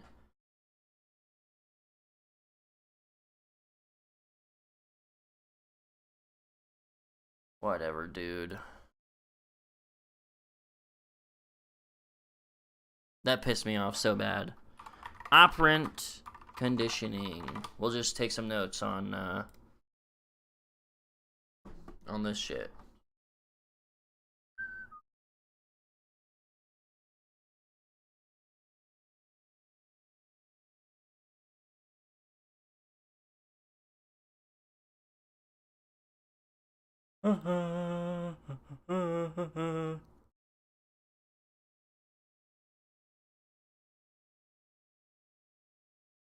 Okay, I remember what we were gonna write. So, when shaping a new behavior, rewards and punishments must be used.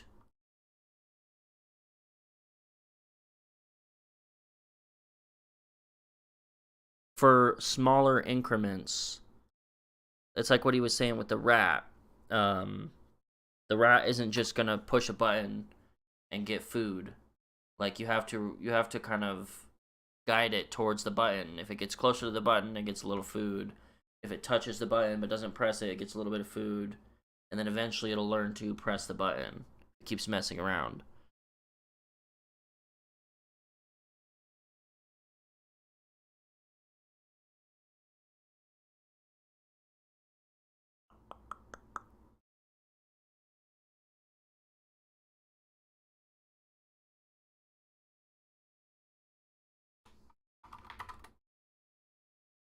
Starting in small how do you spell increment? Increments.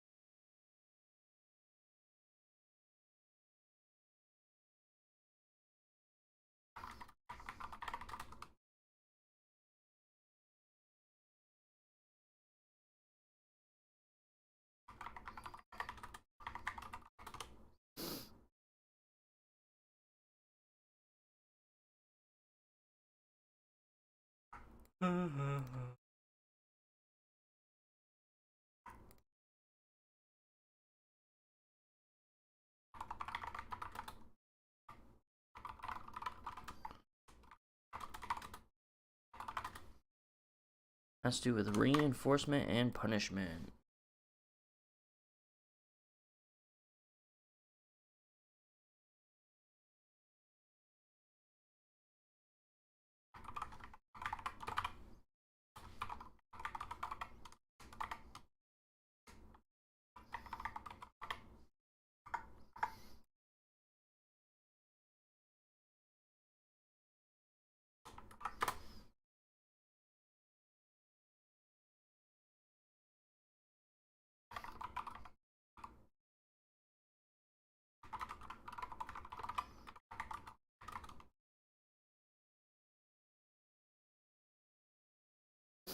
With what, like with instruments, like instrumental conditioning.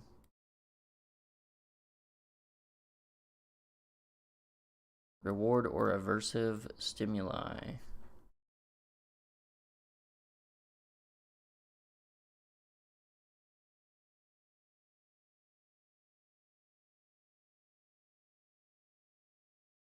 Wow. Extinction.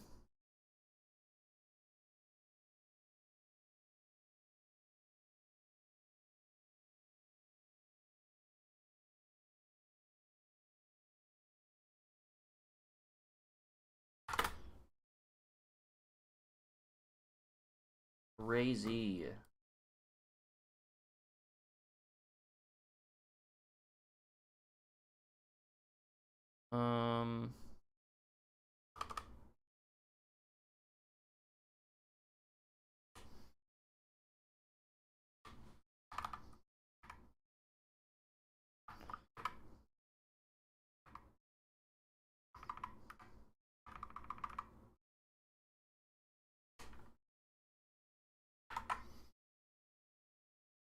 Should I make one for assignments?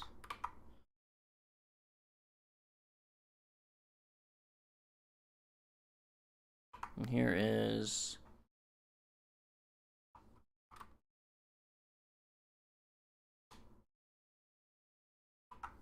think of a time when you experienced classical conditioning. Explain and label all the different shit. Guess how you may extinguish the conditioned response.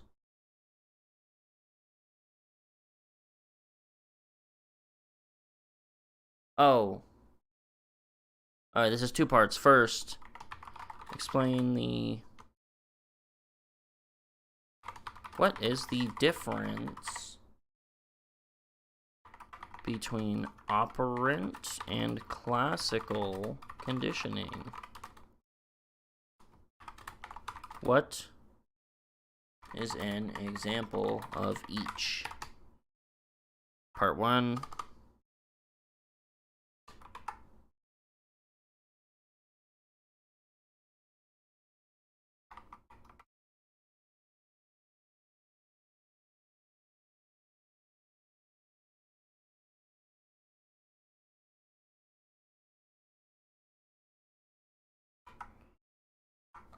Okay, when was a time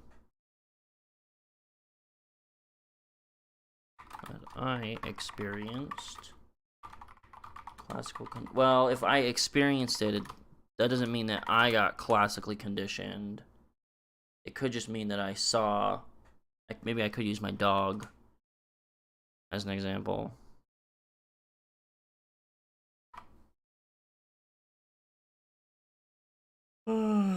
Explain and label the... Okay, so there's a neutral response, or a neutral stimulus, an unconditioned response. Oh, no, there's an unconditioned stimulus, an unconditioned response.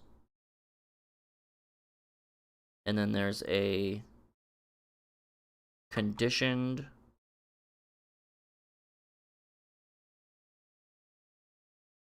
stimulus and a conditioned response. NS, neutral response. US, UR, CS, CR. Yeah, I got them all. Conditioned stimulus, conditioned response. Alright, cool.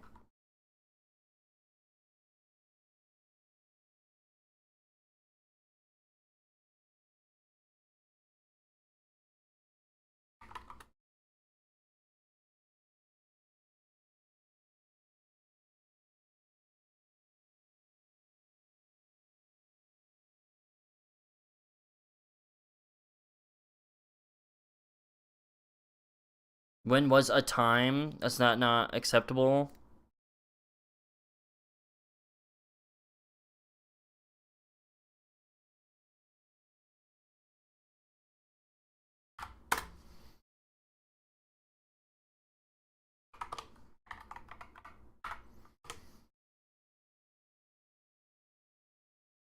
Alright, look at how clean this page looks. It looks so nice.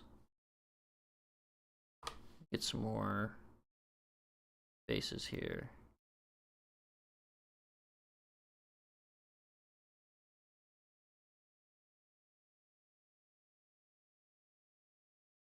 How much spacing? I don't like using... So how I would do shit before is I would type some shit,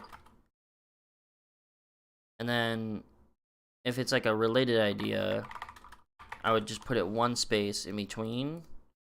And then if I have a whole new idea, I would like press enter like 3 fucking times. Go down here to new idea, and then, you know, this stuff. And this is how my notes usually look, but you can use the other stuff to like separate it out way better. Like, I don't know, this looks like this is kind of too wide, and then I don't have a reason to have 2 whole spaces here. I can even ditch like all the spaces besides this one.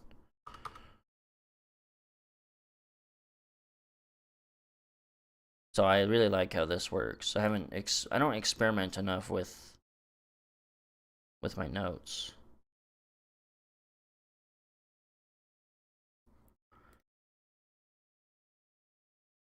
Can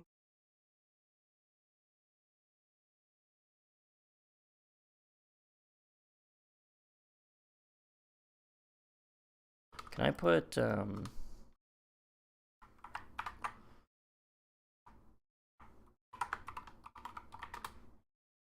what is this, 5?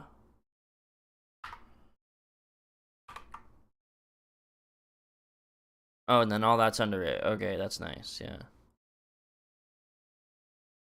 Wow, that's really nice, actually.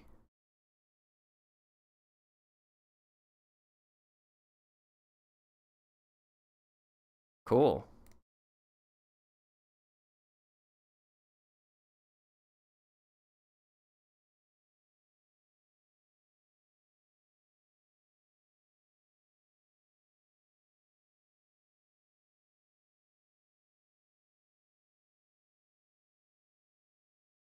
Okay. Summary of what I learned. What does the actual assignment look like?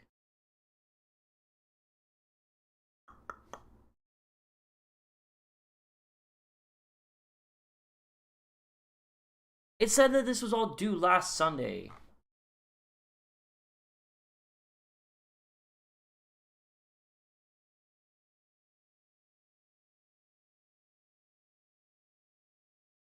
This class is just so fucked up.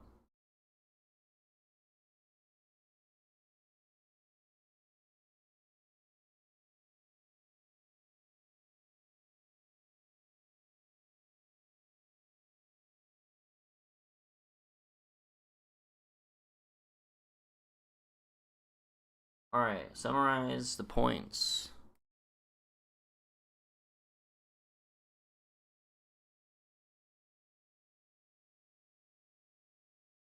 Summarize the main points in this material.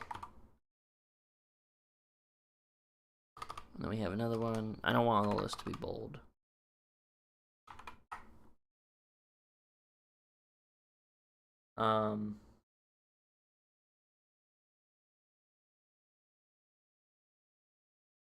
Yeah, okay. What's one thing I knew, one thing I learned, and one thing that surprised me / confused me.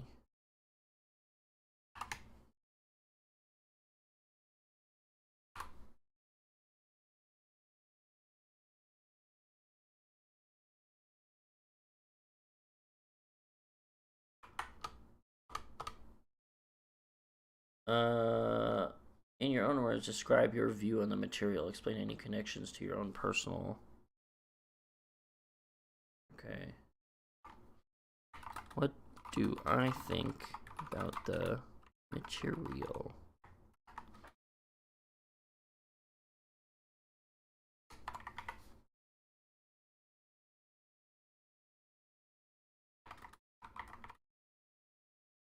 Any personal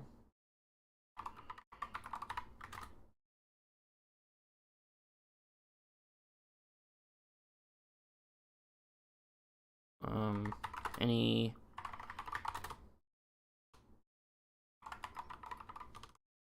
I don't know, personal opinions or connections.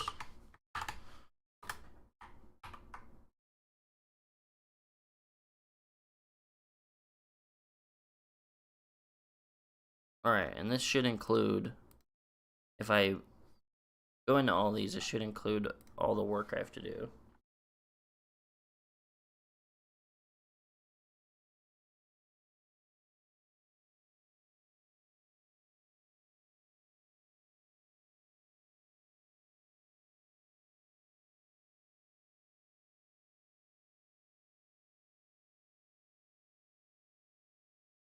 I don't fucking know what is going on in this class.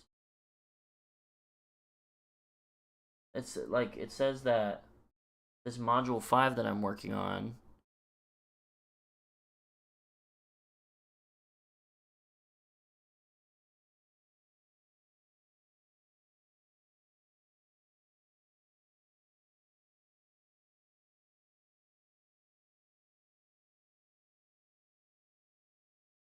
It says that that Module 5 is from October 27th to November 6th. Then Module 6 is November 2nd to November 9th. So I need to do both of these this week.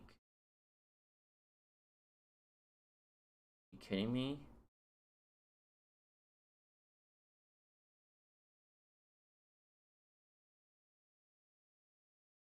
Module 5. Learning and behavior.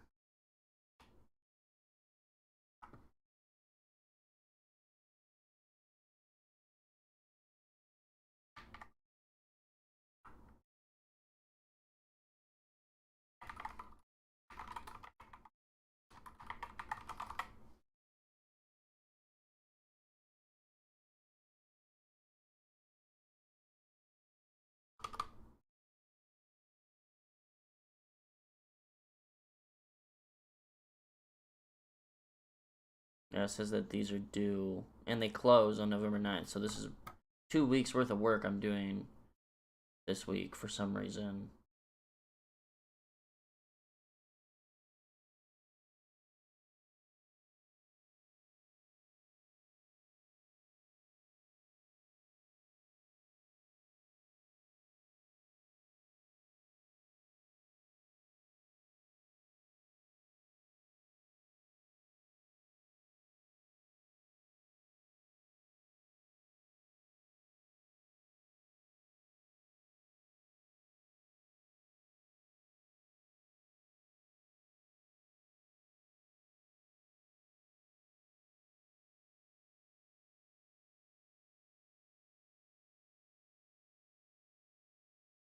What the hell?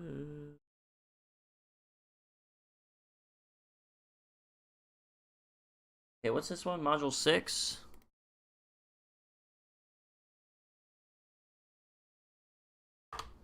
Hold up.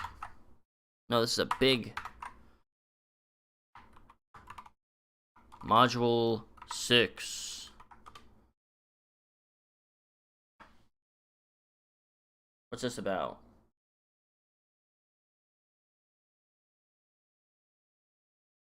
Memory?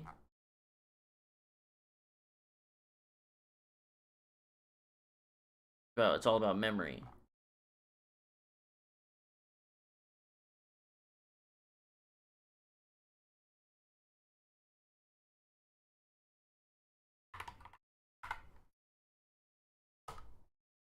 Okay, what are the assignments?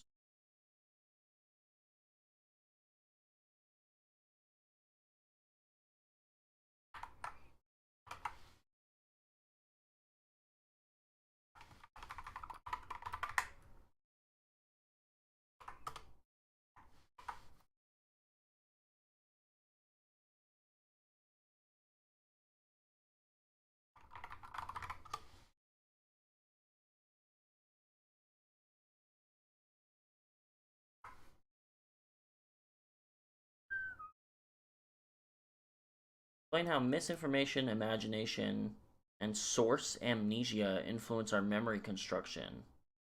Describe how we decide whether a memory is real or false.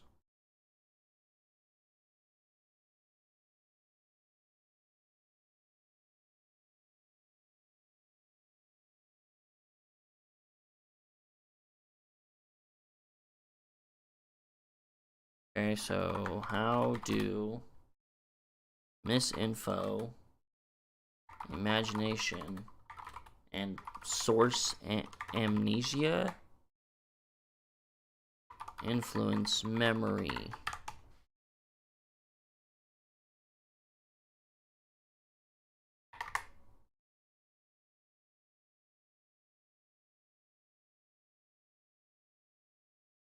What the fuck is source amnesia?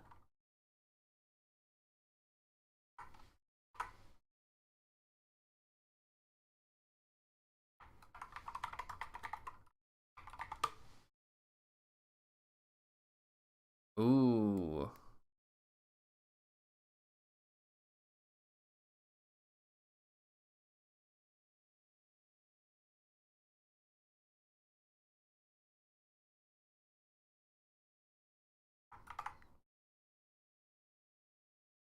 I'm gonna hate this shit this week. I hate thinking about losing my memory and having like dementia or something.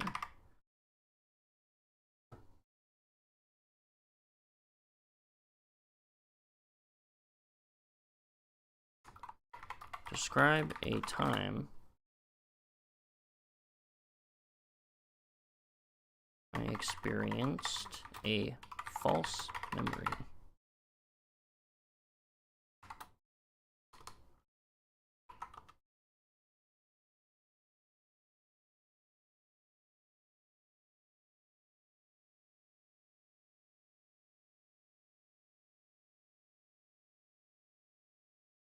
Ooh.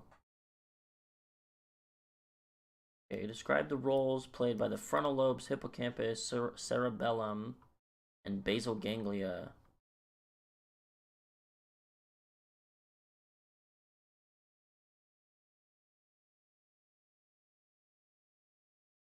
Awesome. What do the frontal lobes, hippocampus, cerebellum, and basal ganglia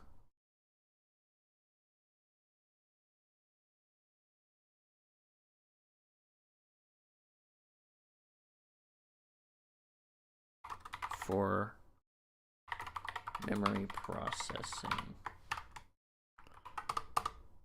Cool. Give an example of a memory that may be processed in each of those areas.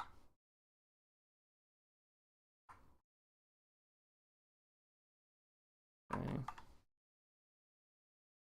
What are some examples?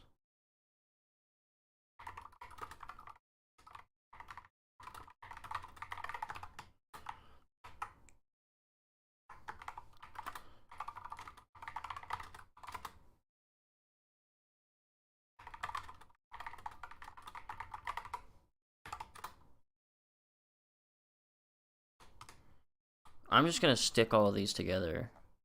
I think that makes more sense.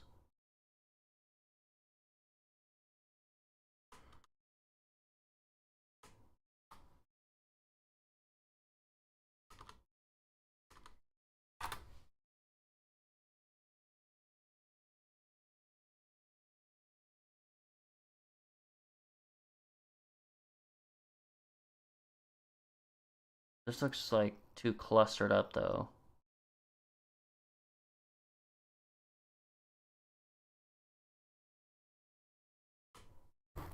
I don't know.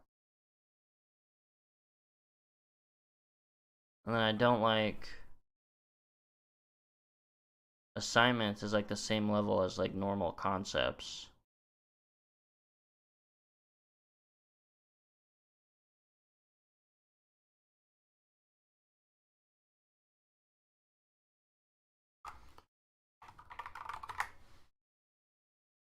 I don't know if this will work, but we'll try it.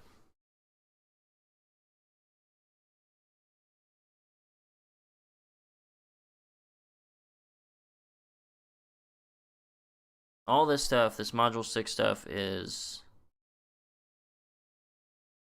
due next week.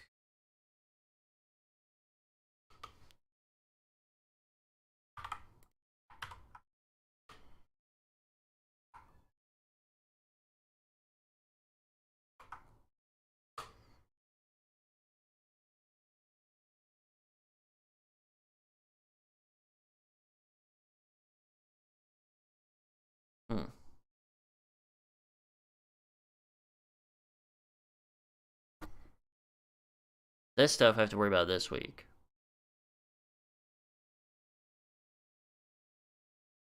Do I have to read?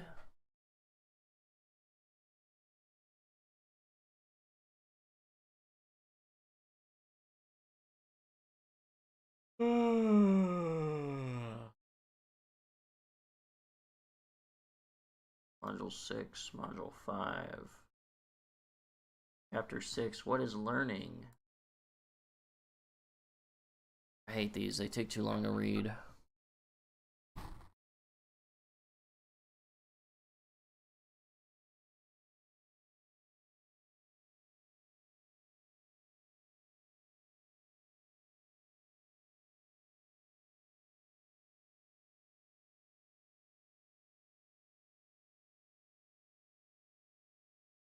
The summer shines brightly on a deserted stretch of beach. Suddenly, a tiny gray head emerges from the sand, then another. Soon, the beach is teeming with loggerhead sea turtle hatchlings. These guys. Although only minutes old, the hatchlings know exactly what to do. Their flippers are not very efficient for moving across the hot sand, yet they continue onward, instinctively. Some are quickly snapped up by gulls circling overhead, and others become lunch for hungry ghost crabs that dart out of their holes. Despite these dangers, the hatchlings are driven to leave the safety of their nest and find the ocean. Amazing! How did they learn that? Not far down the same beach, Ben and his son, Julian, paddle out into the ocean on surfboards. Wow. Check him out. A wave approaches. Julian crouches on his board, then jumps up and rides the wave for a few seconds before losing his balance. He emerges from the water in time to watch his father ride the face of the wave. Wow. Unlike baby sea turtles, which know how to find the ocean and swim with no help from their parents, we are not born knowing how to swim or surf. Good one. Yet we humans pride ourselves on our ability to learn. In fact, over thousands of years and across cultures, we have created institutions devoted entirely to learning. But if you ask yourself, how exactly it is that we learn? What processes are at work as we come to know what we know? This chapter focuses on the primary ways in which learning occurs. Quite an extravagant introduction. Whenever I'm making intros for my assignments, if they're big assignments that require an intro and I care enough to do it, I'll usually just say like, this chapter or this assignment focuses on this. And that's like basically all. But this one, if you're writing like a whole ass book, you could like make a little story that kind of highlights the point here. Interesting. What is learning? Classical conditioning, operant conditioning, and observational learning. Modeling. How long are these? These piss me off because they're so incredibly fucking long. Like, it usually takes, if you just sit in silence and blast through every single sentence, every single line, it would take me about an hour to get through one of these chapters. There's just so much fucking reading. And that's without taking notes or slowing down, or it's like just trying to blast through the information. And you remember, like, hopefully most of it.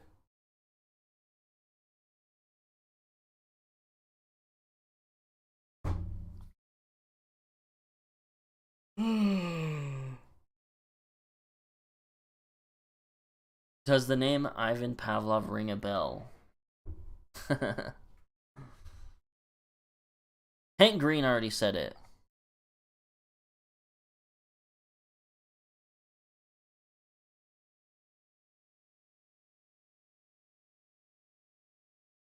Oh, and here, this shows some of this. So, what is this? Neutral stimulus, unconditioned stimulus, and unconditioned response.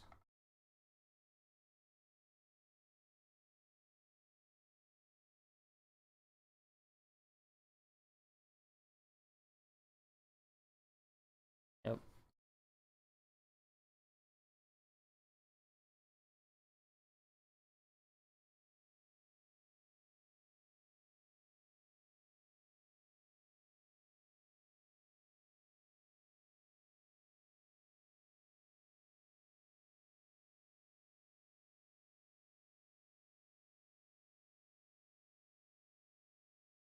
So this stuff counts. I was thinking, like, you know, what about a microwave, like, beeping or opening or closing? I would consider that, I guess it's not really an unconditioned response. But, like, my idea was just, like, obviously, that is, like, a direct chain in the line of, like, oh, you're excited for food, so obviously the microwave is exciting. But this is saying, like, yeah, I guess the only unconditioned response is just the actual thing. And the rest is conditioned, yeah.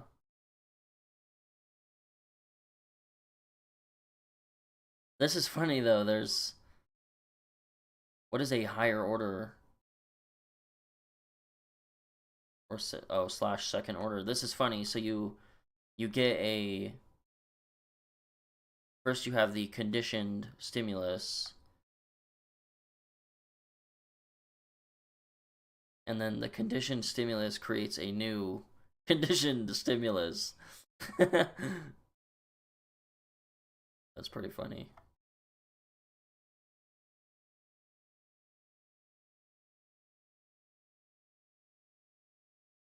Yeah, I didn't even think about that. This is kind of what I was thinking about, though. It's like, if you're hungry or like you're gonna get food, there's like a pretty obvious chain of things that you go through. You know, you might get up and walk around. You go to somewhere where there's food, then you go heat it up or mess with some shit in the kitchen. That's kind of cool. Actually a pretty interesting concept.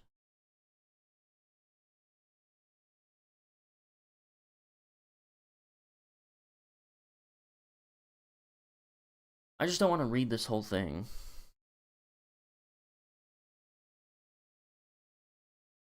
This one's kind of short.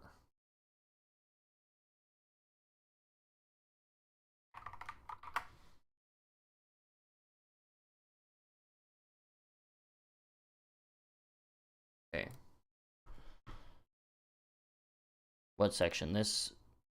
Okay, this section. So then, yeah, we'll just do the learning. Explain how learned behaviors are different from instincts and reflexes. Define learning. Recognize 3 basic forms of learning. Classical conditioning, operant conditioning, and observational learning. Birds build nests and migrate as winter approaches. Infants suckle for nourishment. Dogs shake water off wet fur. Salmon swim upstream to spawn, and spiders spin intricate webs. What do these seemingly unrelated behaviors have in common? They are all unlearned behaviors. Both instincts and reflexes are innate, unlearned behaviors that organisms are born with. Reflexes are a motor or neural reaction to a specific stimulus in the environment. They tend to be simpler than instincts, involve the activity of specific body parts and systems, the knee-jerk reflex, such as the knee-jerk reflex and the contraction of the pupil in bright light. Oh. Can people control pupil dilation? Wow. The sphincter muscle. Interesting.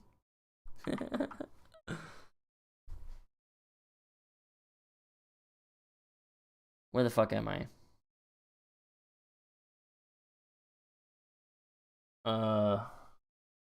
Reflexes also involve more primitive centers of the central nervous system, like the spinal cord and medulla. In contrast, instincts are innate behaviors that are triggered by a broader range of events, such as maturation and the change of seasons. Their more complex patterns of behavior involve movement of the organism as a whole, sexual activity, and migration, and involve higher brain centers. Wow. Both reflexes and instincts help an organism adapt to its environment and do not have to be learned. They are first name Bill, last name Tin. For example, every healthy human baby has a sucking reflex present at birth. Why would you say suckle? That's the most disgusting. That's like worse than moist. Suckle. Ugh! Alright. Sucking reflex present at birth. Babies are born knowing how to suck. Yeah, clearly. Nobody teaches the baby to suck, just as no one teaches a sea turtle hatchling to move toward the ocean.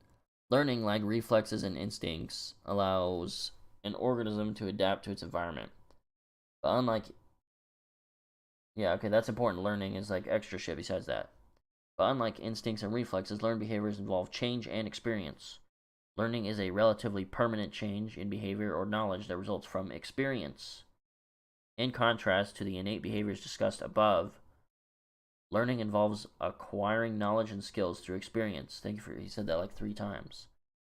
Looking back at our surfing scenario, Julian will have to spend much more time training with his surfboard before he learns how to ride the waves like his father. Learning to surf, as well as any complex learning process. Hold on. I mean, I know I repeated it like 3 times, but learning comes from experience. And there's some important things here. Okay, here's one big difference. Well, I don't know if it's a big difference. I think both operant and classical conditioning abuse innate behaviors, reflexes, and instincts to like shape new behaviors or create new behaviors and habits and stuff. I was gonna say classical conditioning does it more than operant conditioning, but that's not totally true.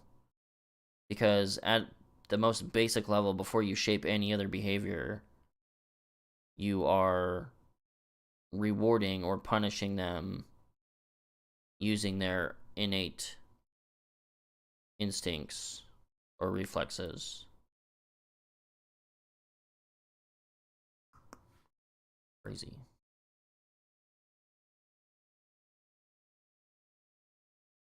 So I guess both of them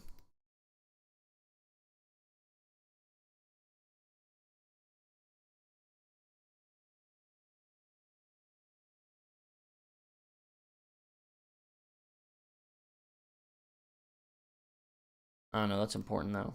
Should we make a section for learning or some shit?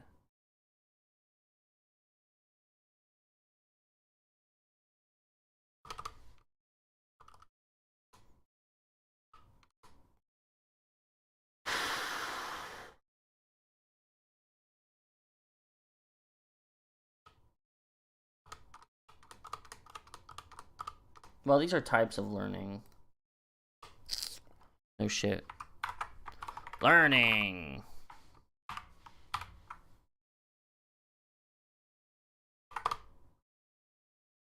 Okay. Some behaviors are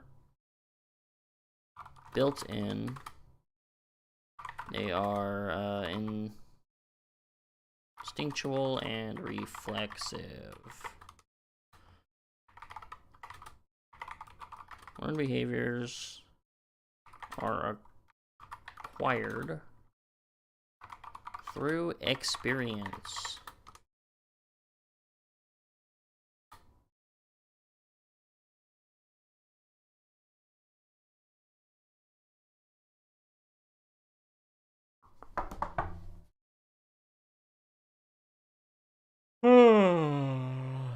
Alright, learning to serve as well as any complex learning process, learning about psychology, for example, involves a complex interaction of conscious and unconscious processes.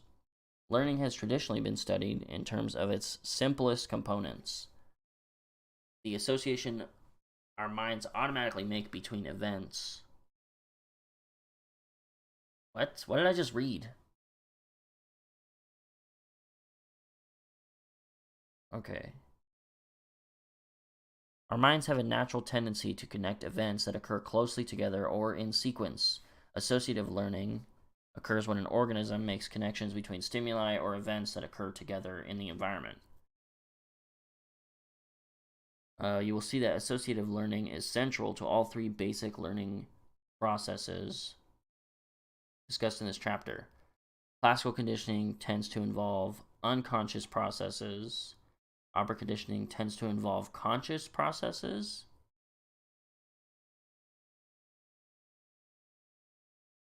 That's interesting. And observational learning adds social and cognitive layers to all the basic associative processes, both conscious and unconscious.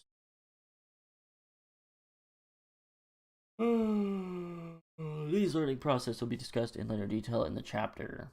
Later in the chapter. But it is helpful to have a brief overview of each as you begin to explore how learning is understood from a psychological perspective.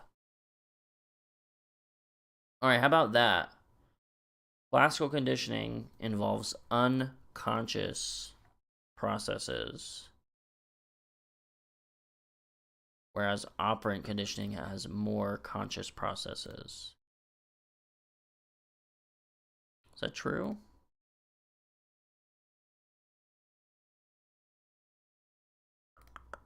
Is it more? Yeah, I guess, because you can just sit, not just sit around, but like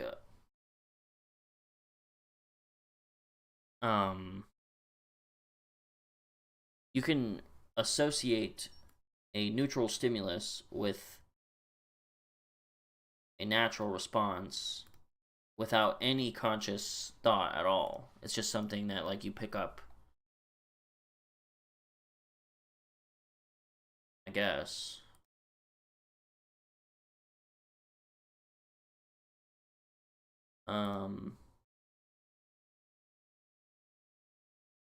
But it must be more conscious to think about rewards and punishments.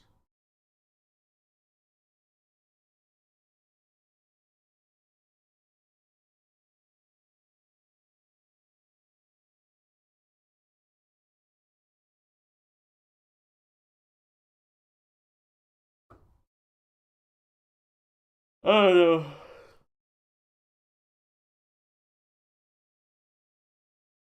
Operant conditioning sounds like just it, like it could be just slightly more of a conscious thing.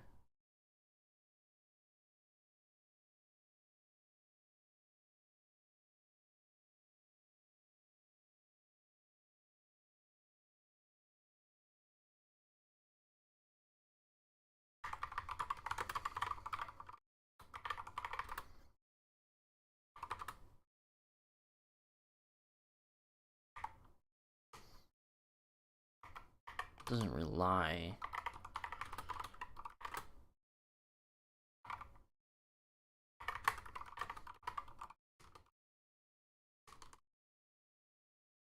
Conscious.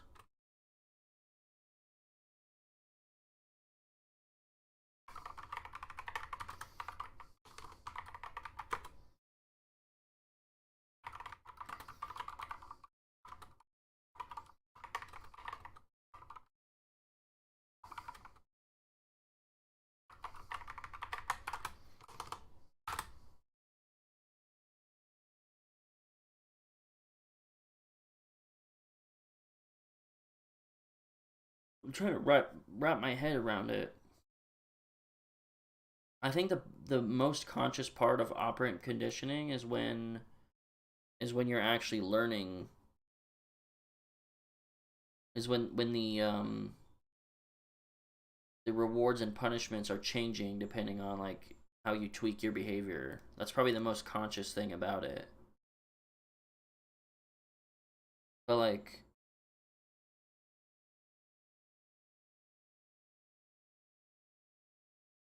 yeah, I guess that's a really important part of operant conditioning though. That's what that makes the most sense to me. Okay.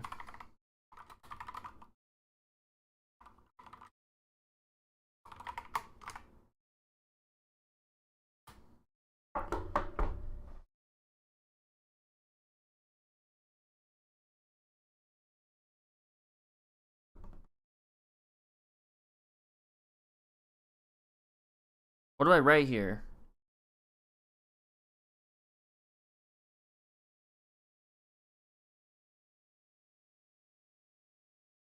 I don't know. Requires a subject to consciously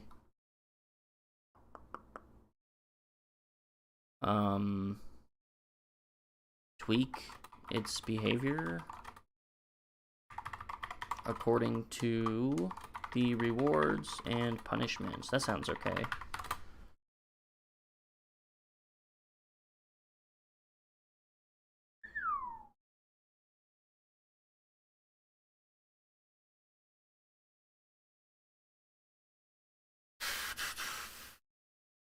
So that's one important thing. That's part of the assignment. Is a difference between them. That's kind of an important difference.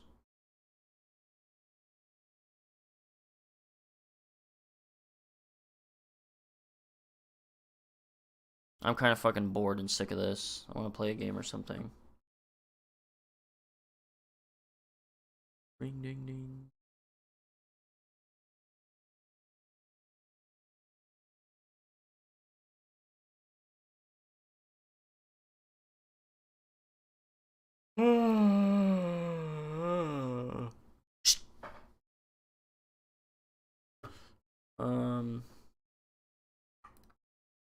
Yeah, I think we're gonna chill with this for now.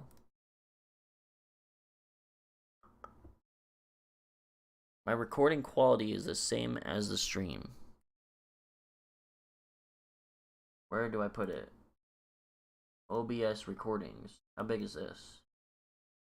Oh, it's not done, so it's 0 bytes.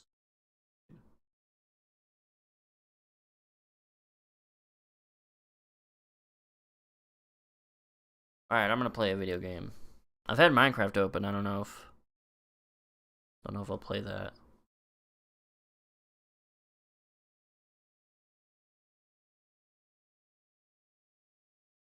I've been a little bit into Overwatch the last few days. But it's kind of frustrating because I'll play that stadium mode. And usually it's either like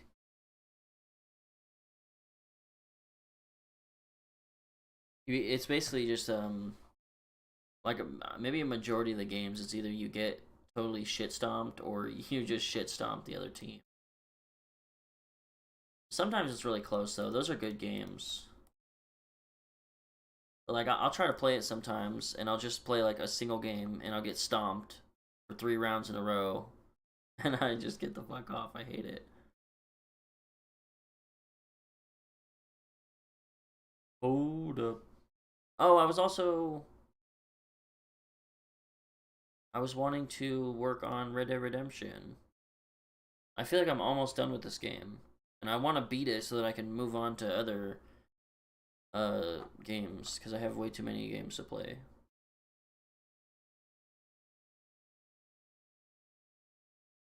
Maybe we'll play this. Just do like a mission or something.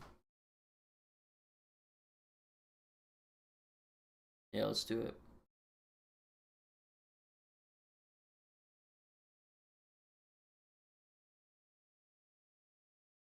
I want to play those Metro games, but that's going to take so fucking long because there's like 3 of them.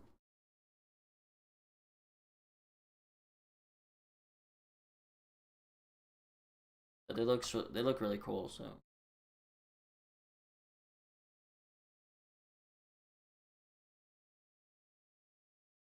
I've never beat the GTA 5 story either.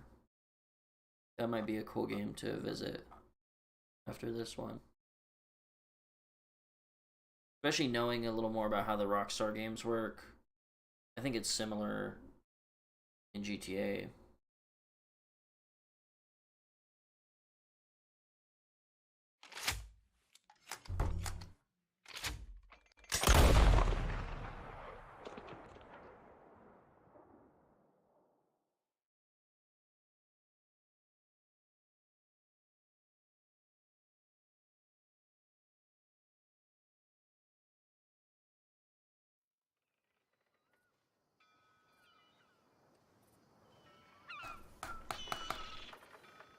Is this a good volume?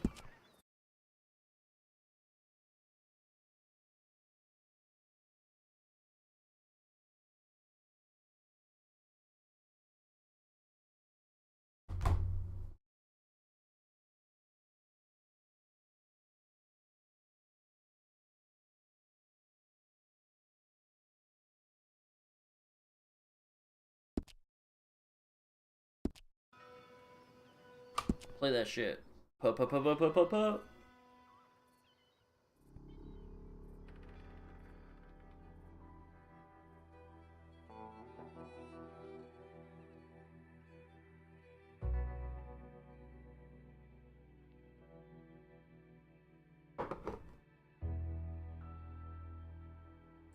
Bing.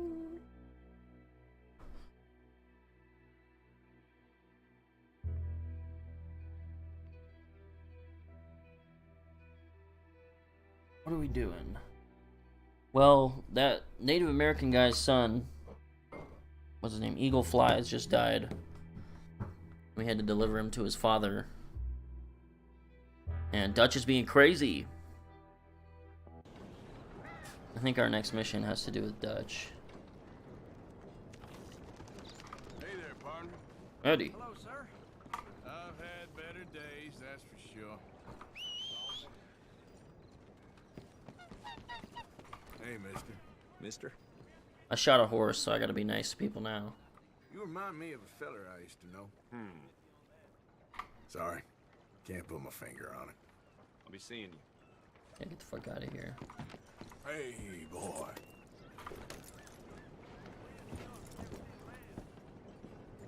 Okay, Dutch is just nearby over here, right? Some crazy shit is definitely gonna happen soon.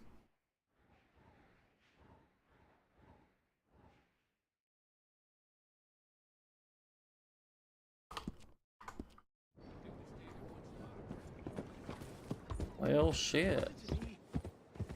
Oh, here. Sorry. There's a extra quest. For my testament is science, and science is God, sir. So help me, God, so strike me down. We are killing ourselves. Killing ourselves fast and hard and nasty. Laugh you may, sir. The world is in balance, and the balance is off. I know it sounds crazy, but look around you. Look around and learn and weep. Wah wah. Hey. Read this book. It is the future of American science. Sorry, this is not fucking loud enough at all. Especially for my stream.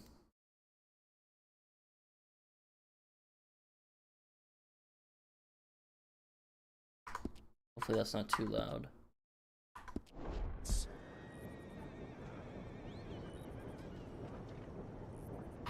Yeah, sure.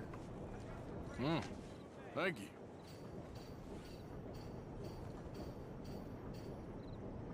What's the book about? You gonna explain it? Hopes for the future. Scoff not. Laugh not. Deride not. I speak the truth. We are killing this land. Oh. Killing it with greed. Killing it with science. I am a scientist. The land will boil. The sea will dry up. He's the talking world about... will heat. Crops shall wither. The hills shall burn. The rivers shall turn to fire. Bro, I This hear will you. not be some eternal He's damnation right. from above. This is the very manifestation of our greed. This is a land founded on greed. Not on science, not on truth, but on greed. We must think, not merely desire.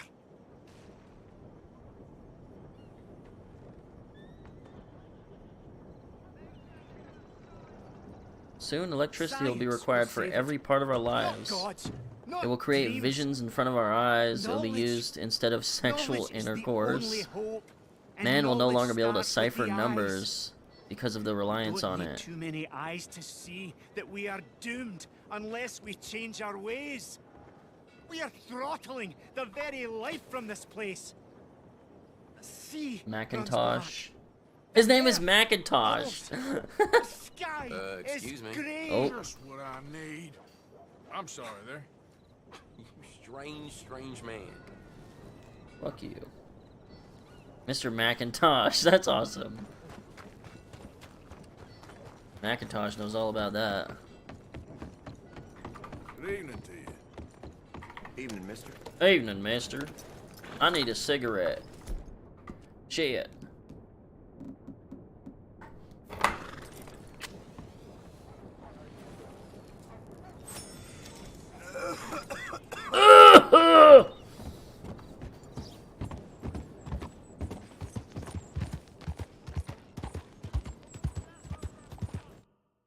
What the fuck just happened?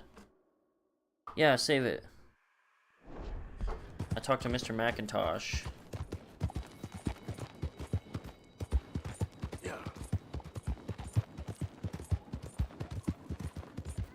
I'm not I'm like zoomed all the way in.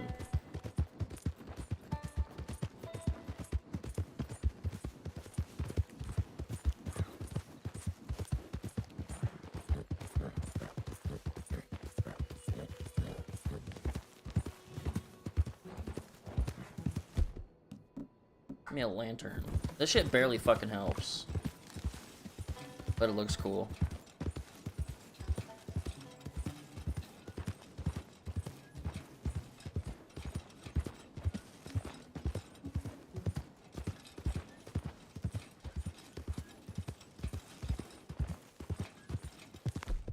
Which one of my guns? I just upgraded one of these.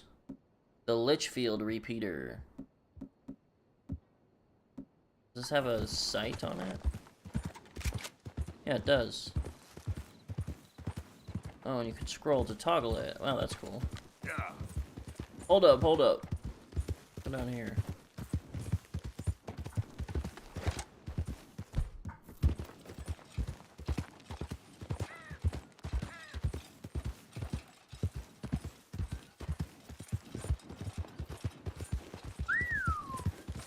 Can I just cut through all these trees?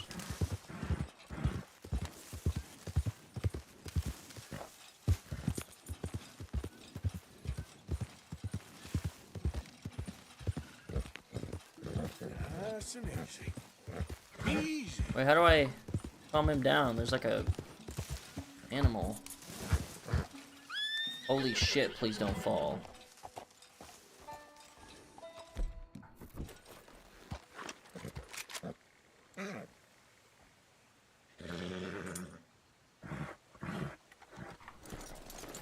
Hold up. What's over here? It was an animal. That's why you got so upset.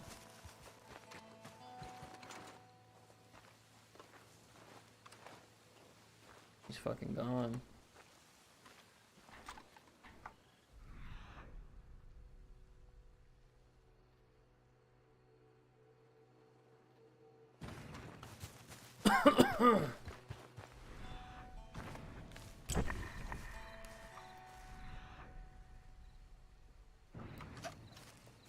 What is that? A raccoon? Yo! Come here!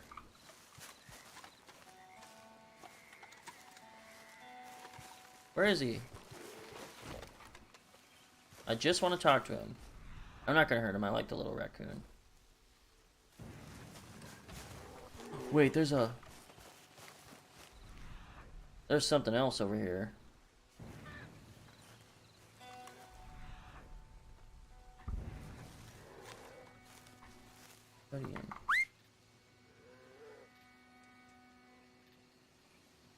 North American raccoon. Look at him.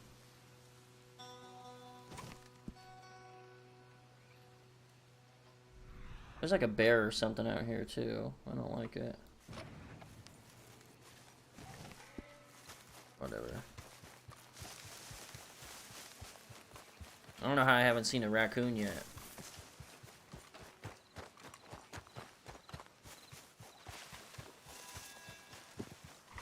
Time to go, boy.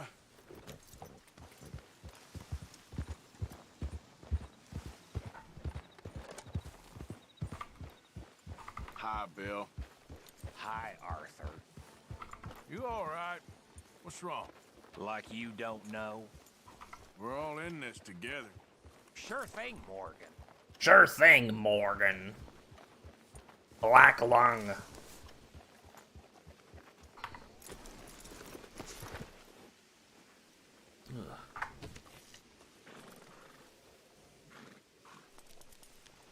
got shit in my eyeball.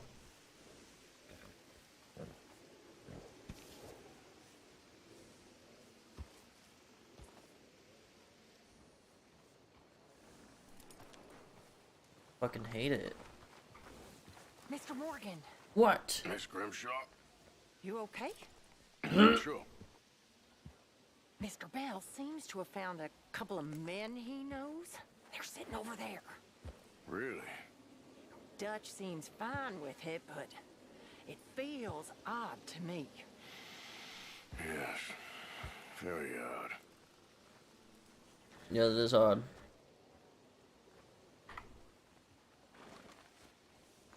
I saw them earlier. I don't even know where the fuck they came from or what they're doing.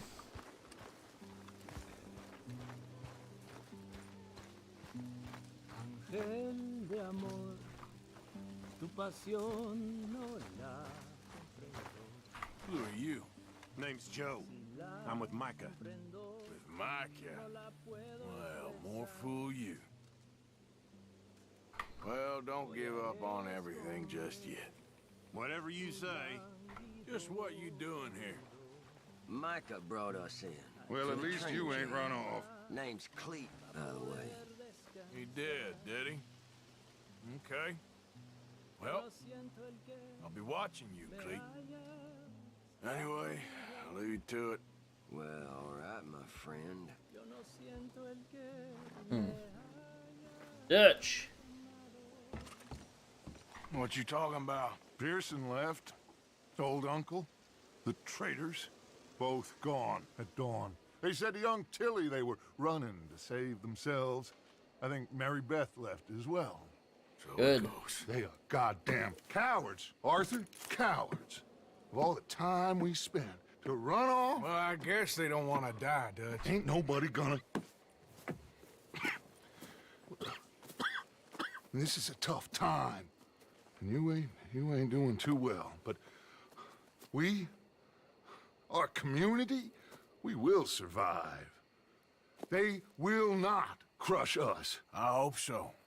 But if we let Jack and the women free, well, then There maybe ain't we no can... freedom for no one in this country no more, Arthur. No freedom. One more big score, we got enough money to leave. All this turmoil has the army and Pinkerton spinning. We take a boat and slip away. I don't know what you're saying, Dutch, but it seems like I've heard it all before. Just one more And there's train. always a goddamn train. Arthur, this is different. It's different this time. No, this is full of cash. Army payroll, money and supplies to repair the bridge that you blew. This is all going to plan. We rob Uncle Sam and we leave. The poetry of it all. What do you think? It sounds wonderful. Sounds great. Hell, yeah. I ain't got much to lose, but... You know, the women and the children. And John and his family. I'm afraid I have to insist. I mean, we gotta let them go, because if the Pinkertons come through again, they will kill everyone. John? Insist? Yeah. Insist. Of course, pal. Whatever you think is best, I will see to it. Huh? Now, What? we gonna rob a train? Sure. We will survive. We will flourish. We have work to do, my friends. Let's go. Come on. We are gonna borrow a little money from old Uncle Sam and be out of his hair once and for all. He insists upon it. Insists. Let's ride I made out, him mad. gentlemen. Yeah. Let's go. Yeah.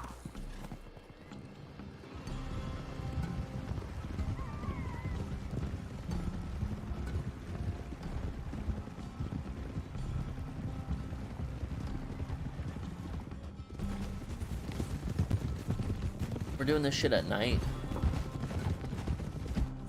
Okay, let's pick up the pace. train is due in Saint Denis in an hour. We're robbing a train in the middle of a city? No. It's going to stop there, take on mail and water, let off some boys heading home on leave, and then it heads out. They know the bridge is gone, Black Lung. There'll be a patrol past Annisburg, waiting down by the river to collect the money. We sneak on quietly, and then we got a short time to stop the train before it reaches the patrol. Black Lung. John, you go get that dynamite. We'll meet back up outside of Saint Denis. I'll go with him. Yeah. As you wish. Come on. What's he doing with John? I hid the wagon down here after we blew the bridge. This is one big goddamn group of us to be riding back into Saint Denis. Yeah. I heard the Pinkertons have pretty much taken over Van Horn. Moved a whole heap of men in there. Things are closing in fast. Shit. Shit.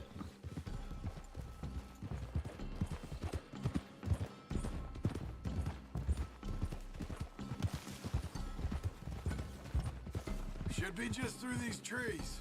There it is. I'll get the dynamite. No, I can do it. You sure? I'm fine. Okay. It's in the back. What do I just go grab it? Is it just a crate or something?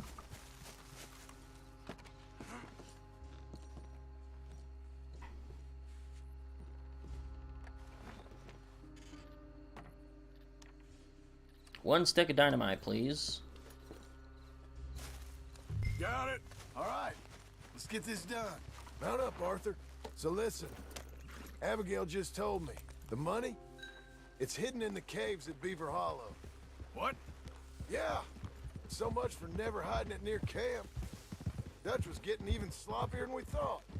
Are Abigail and Jack ready to leave? I think so. Okay. Well, whatever happens with this job today, wherever Dutch and them go next, we're getting you the hell out of here. We're going to get you the money you need. Knowing the three of you got out, well, maybe all of this will still mean something. Tilly and Susan, too. I'll do whatever it takes. You've always had my back, Arthur. Perhaps not always. Anyway, here we go. One last train, Arthur. One last train. One last train.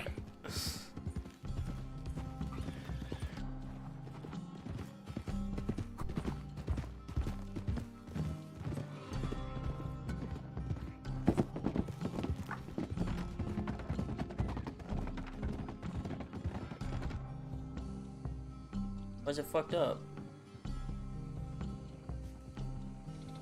Yeah. Yeah. There you are. Got everything? Yeah. Yeah.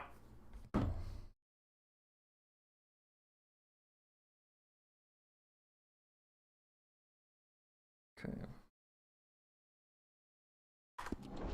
Then off we go. Off we go, indeed.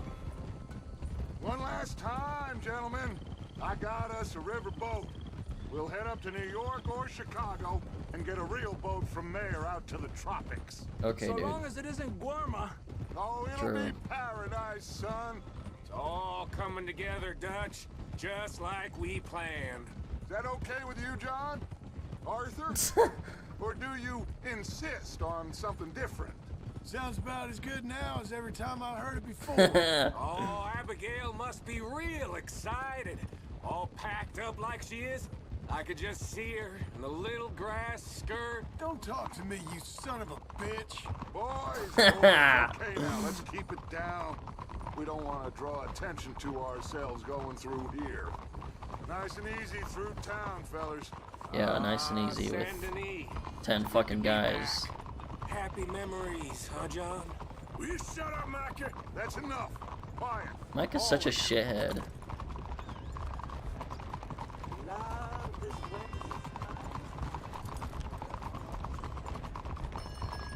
Howdy, officer. Not much further now.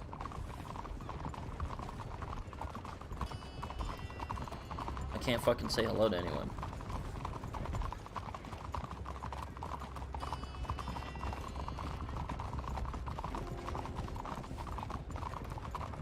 I literally can't.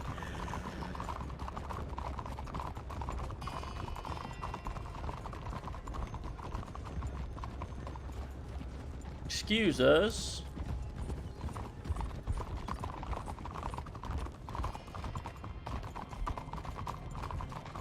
Easy now. Hey now.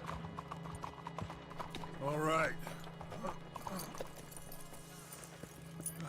Cleet, Sadie, you board halfway along. John, you and Arthur are gonna board at the back. Rest of you, follow Mike and I, and join once they stop the train. Here she comes.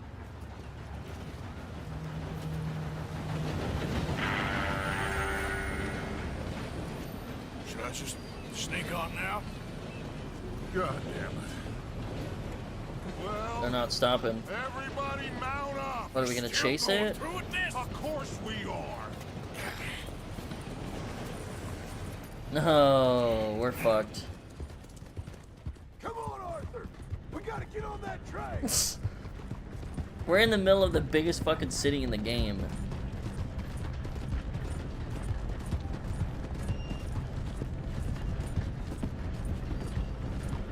How much horsepower does that train have? Oh no.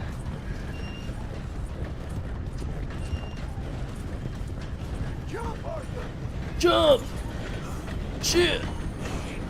Get out of here, horse. Leave. You okay? Yeah. Money's in the front carriage.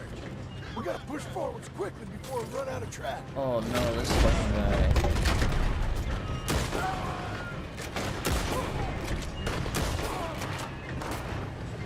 Shit. This is where you die. Kill him, kill him, kill him.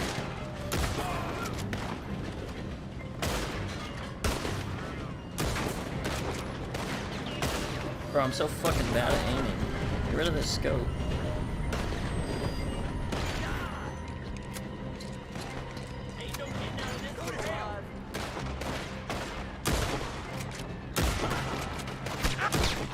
Boom. Let's get to the front. Come on.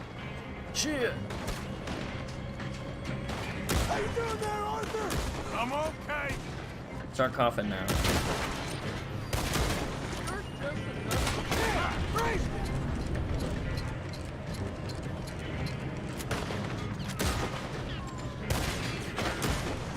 Piece of shit. It's time to finish this. Keep pushing forward. To hell with you.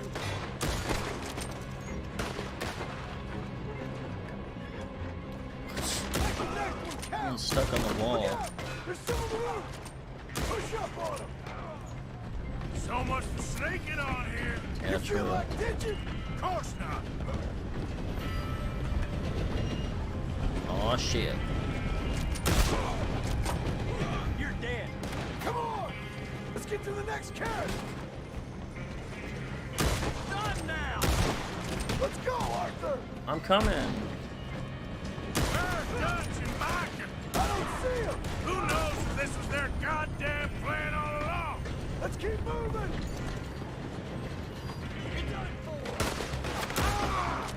Just like the old days, huh? This don't feel nothing like the old days. I'm reloaded.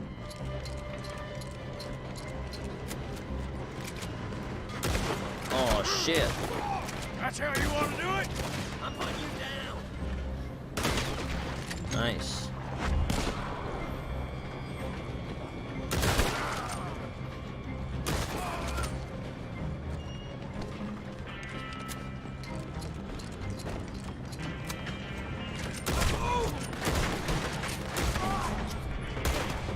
What the fuck is he doing?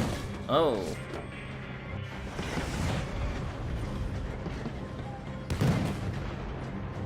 Shit. Yeah, we're dead. What are we jumping? We can't get through the smoke! Come on, let's go! Jump! Hello, Dutch. Ugh. Get going, Bill! How fucking fast are these horses? There's Micah and his buddies. Uncouple that cash before it blows us all up! Morning!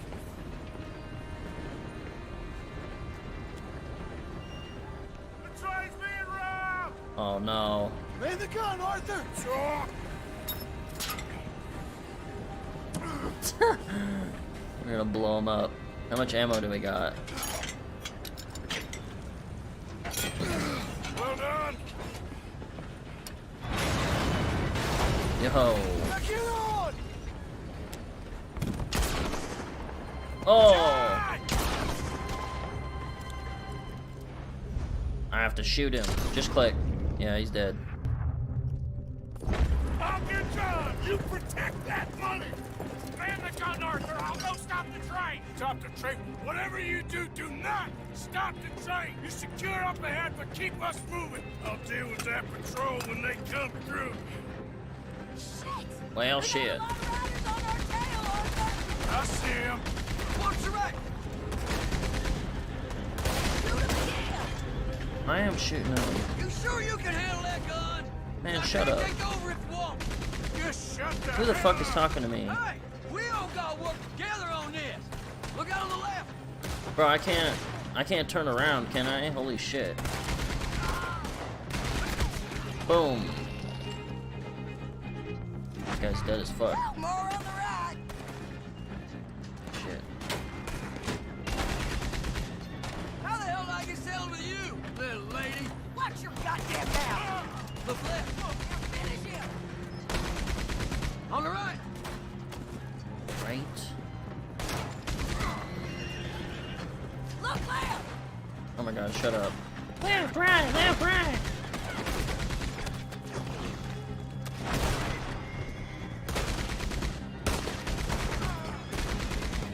Watch the right. I am. Got another one in him. Will you shoot him for Christ's sake? I What the am. hell you think I'm doing? Okay, that fucking I guy. don't take orders from you. Oh, that guy's super dead. Okay, get off the gun. We need to go for the money. Okay, Cleet. Come on. The money should be in the front carriage. The money. We need the money. John got shot. Okay, quick. Let's blow a hole. Let's go. The money's in their carriage. So how do I, bomb the shit out of it? Huh. No, no, no, no! We ain't got a whole lot of track left. Bro, I'm trying to blow it up. I equipped it. I'm trying to blow it now. Yeah, open that shit up. Open it up. Hurry, Arthur. What do you mean?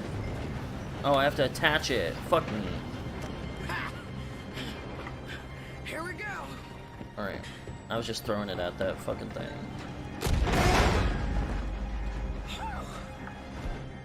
Cool. We're going in, right? Yeah. Wow. Got something. We got something! Catch! Money! Wait, there's more! Woo! Morgan, the driver's dead. This thing ain't stopping, and we got to get off. Okay, then. Let's go.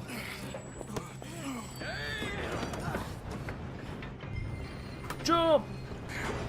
I'm dead. Oh! Oh no.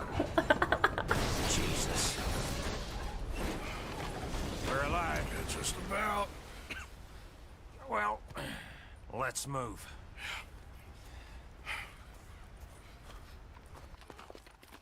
Where's John? Where's John? Is he not here? I tried. I tried. He didn't make it. That patrol killed him. We had to run. Come on. Let's go. before another patrol turns up. Ha! Ha!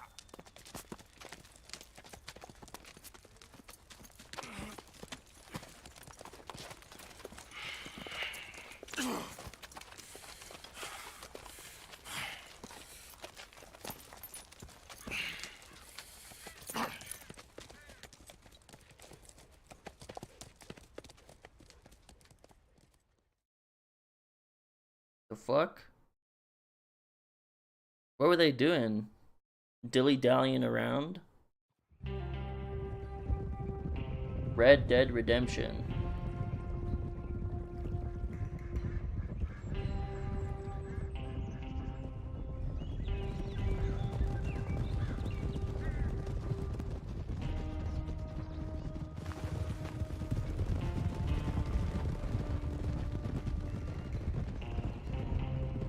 They came and took Abigail.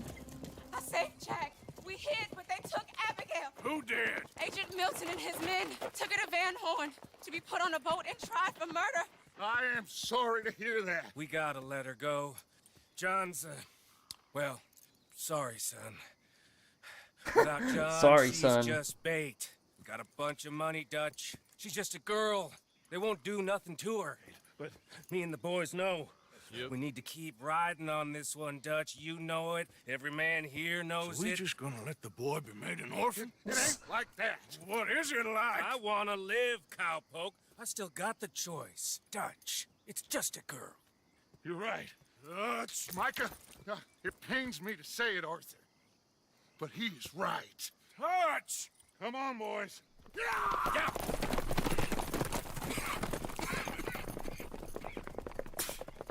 Well, I guess that's that then. All them goddamn years. Come on, Arthur. Let's go get her. You and me is all we need. Miss Tilly. Here. Take this. Money. You take this money, too. Take Get out of Jack, here. And you wait at Copperhead Landing for Abigail and Mrs. Adler. Thank you, Arthur. You're a good girl. You live a good life now, you hear? All right, Arthur. Mm-hmm. I'll miss. Me too, sweetheart. Me too. Jack, come here. Be brave, son. I'm gonna go get your mama. He's gonna go die is what he's gonna do. Mrs. Adler, What he's talking like. ride with me. Are we... How long is this mission? We're still gonna be in the middle of it. Yeah, you can't save right now. Fuck. If they're putting her on a boat, they'll probably dock at the north end of town. So I reckon we should go in the other way. Sure, I guess. I don't know. God, those goddamn bastards. Look, just follow me, okay? We're gonna get this done, Arthur.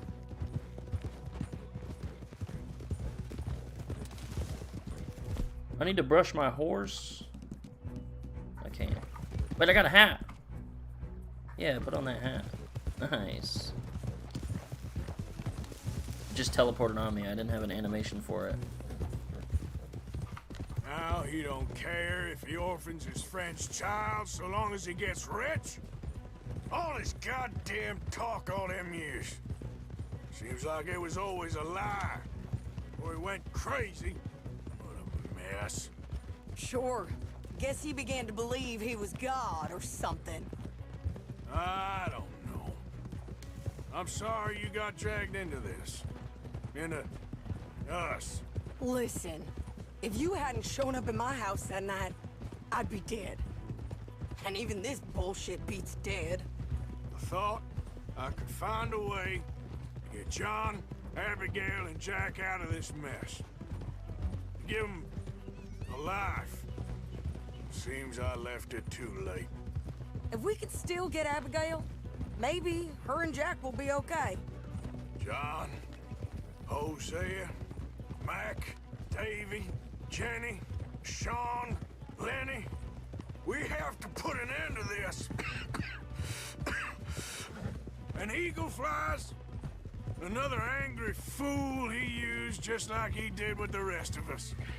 Like I said, Arthur, we don't need them. We're gonna make this right. Me and you together. What's left of it, Now come on. Crazy.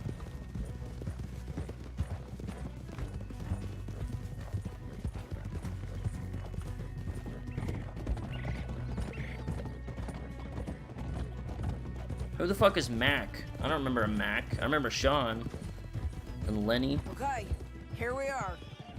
Let's ditch the horses and come up with a plan.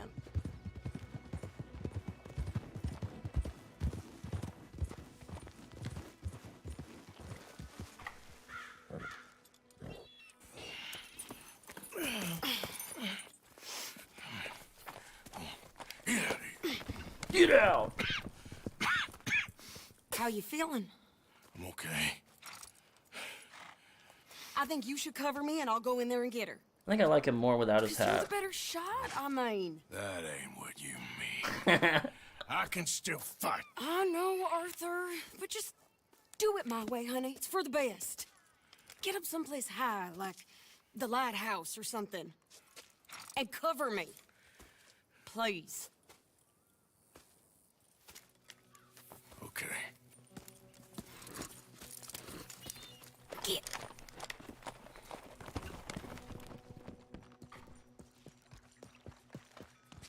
I don't even know if I'll have time to complete this enormous fucking mission.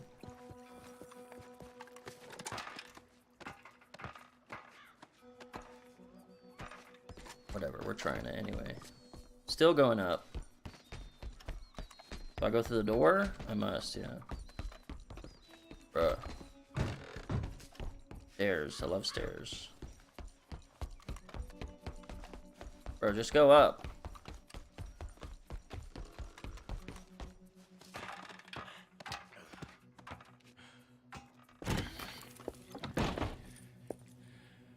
Okay, Mr. Milton.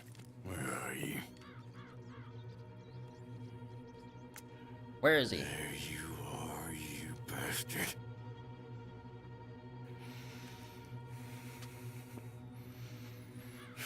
Sadie. Right there. Well, shit. Are we killing these guys?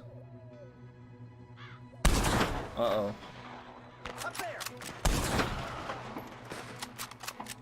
Now what?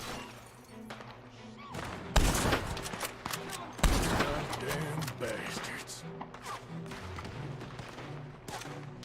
Bro. I hope I'm shooting the right guys. Shit. I'm stuck in the scope, dude.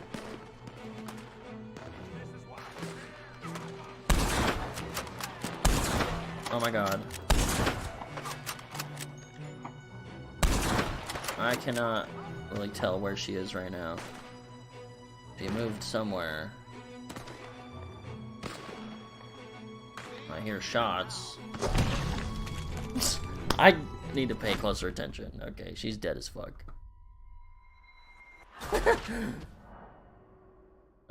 Checkpoint.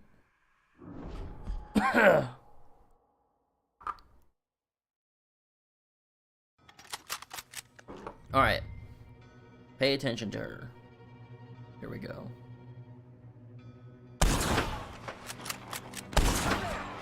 Alright. Just keep watching her. Oh, she's with these guys. Goddamn bastards. Alright, now she's up here. Oh, she's all the way over here. Damn. Alright. Move, Sadie, move. Alright, keep going.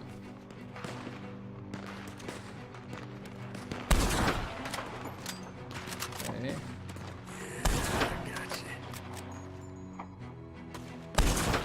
No, I don't. Alright, that's good.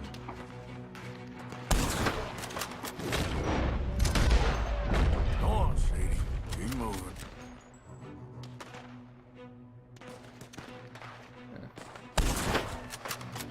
Cool. Alright, we're doing a good job here.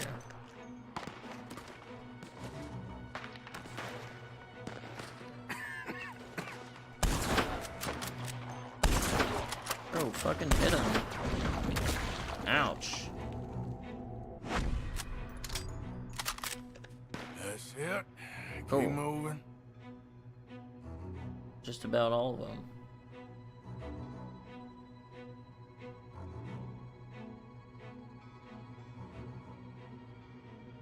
Shit. Well, shit.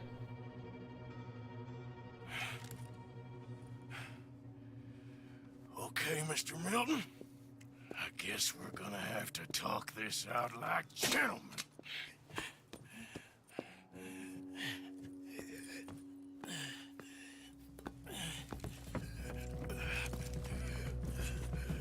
Get your ass over here.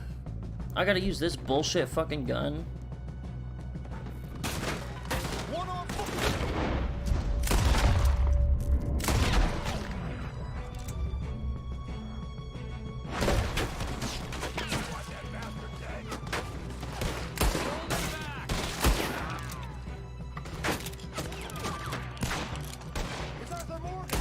It's Arthur!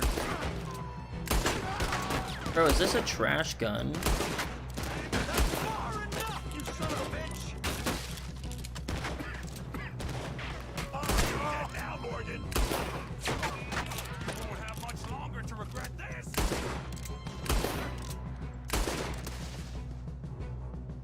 Alright, let me out here. Will somebody shoot that bastard? No! Are they gonna sneak up behind me? Take that bastard down!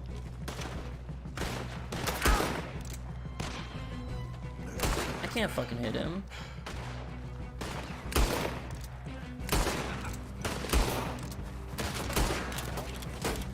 Someone kill this bastard!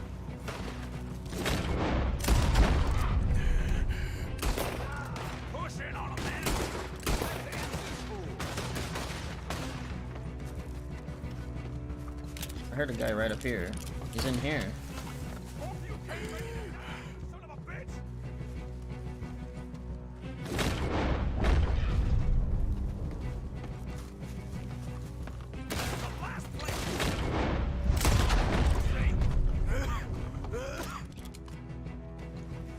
Where is this stupid fucking guy?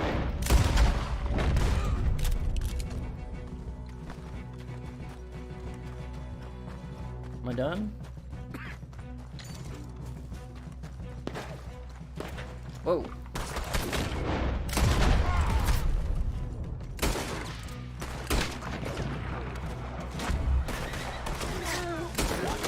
I shot a horse, I'm so sorry. And this one? Rethinking some things, asshole!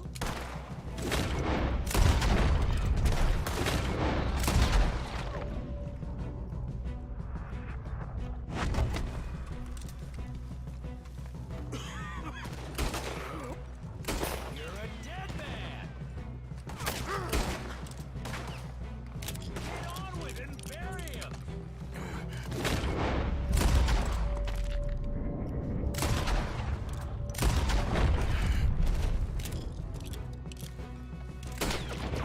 Ouch.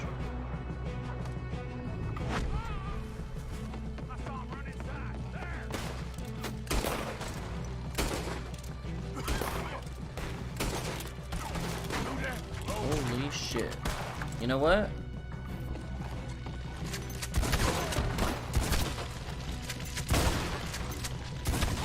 Yeah.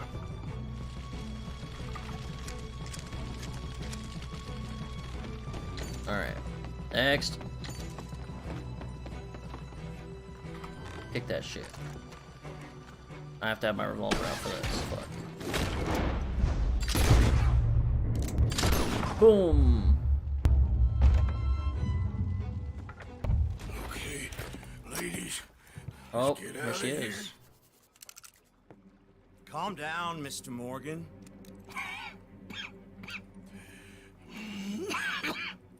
That's quite a cough. Sure. Tuberculosis. I'll be dead soon. And you with me, Mr. Milton? You'll be dead, sure. But I'm gonna be just fine. We offered you a deal, Mr. Morgan. You should have taken it. I'm a fool, Mr. Milton. Not all you boys have quite so many scruples. Old Micah Bell. Micah? You mean Molly? Molly O'Shea? Sweated her a couple of times, never talked a word, had to let her go. Micah Bell. We picked him up when you boys came back from the Caribbean. This is where you learn about him. Boy ever since. Okay. Okay. Nice. What do I get to do? Press a button? Using your strength. I'm grappling. I'm grappling. Don't shoot me, please! Don't shoot me! He's gonna blow me the fuck up. Oh, okay. Thank God.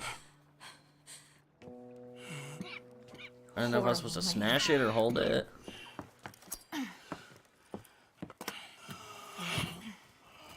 Now come on, both of you. Come on now.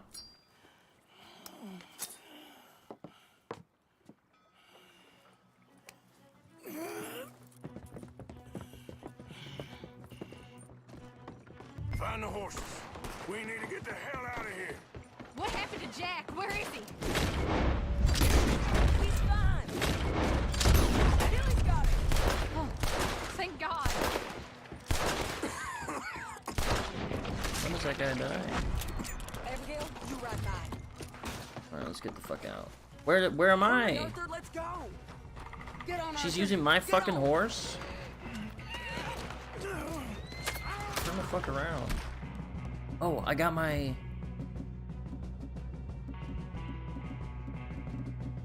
Can I use my weapons?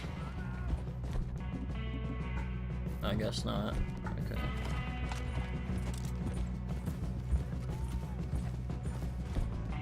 If I just have the bolt. Look out ahead on the left. You call yourself Where? men, you sons of bitches!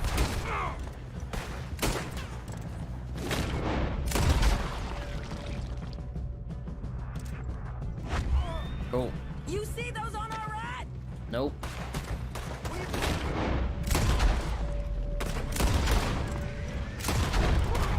Hold it.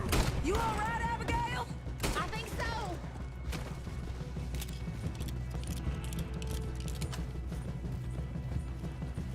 More on the right, Arthur. Put him down. All three of you are dead. God damn you all!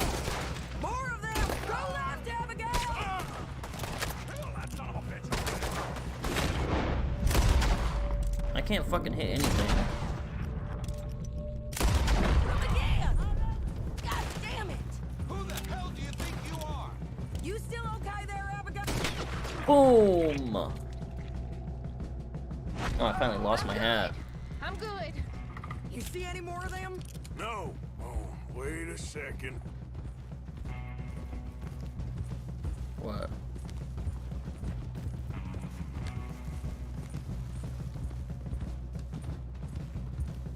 Bastards grabbed me outside camp. I was with Tilly and Jack. It happened so fast, I couldn't do anything. It's all right. Jack and Tilly are fine. Ladies, He's dead. I'm fine. Hold up a moment. Sure he's gonna There's die. no time. There's time. What happened to John? Where's John? I don't know. I think...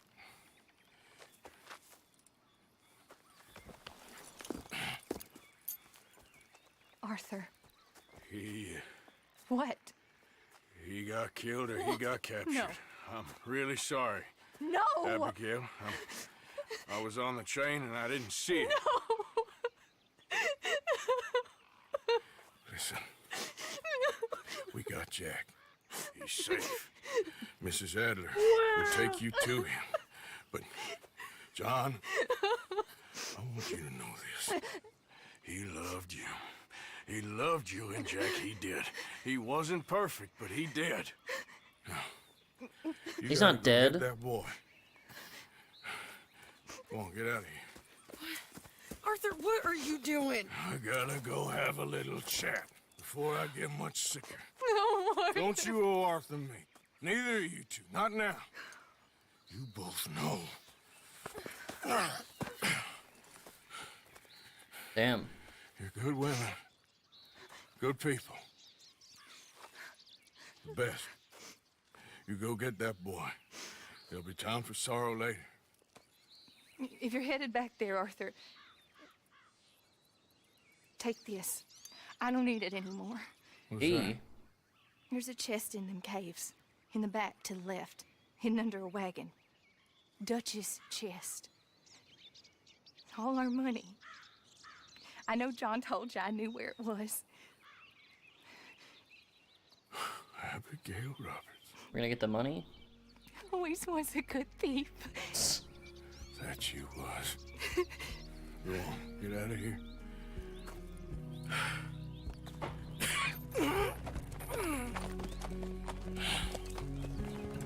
Do we have a stopping point yet? This mission has been so fucking long. Are they gonna make me put the hat on? Yeah. I don't wanna... Wow, I get to ride. Go, ride.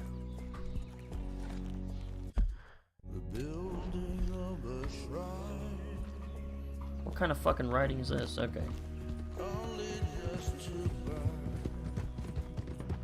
What, am I drunk? Why the fuck am I riding like this?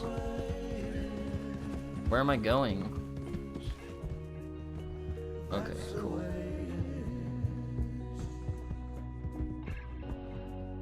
Oh, you're a good man. Wrong. Who's I widow? just wish you'd done it before he worked himself into the grave. The widow that I helped. I'm really sorry for your son. It's a hell of a thing. And all you can do now is decide the man you want to be for the time you have left. Everybody's talking to me in my head. I'm crazy.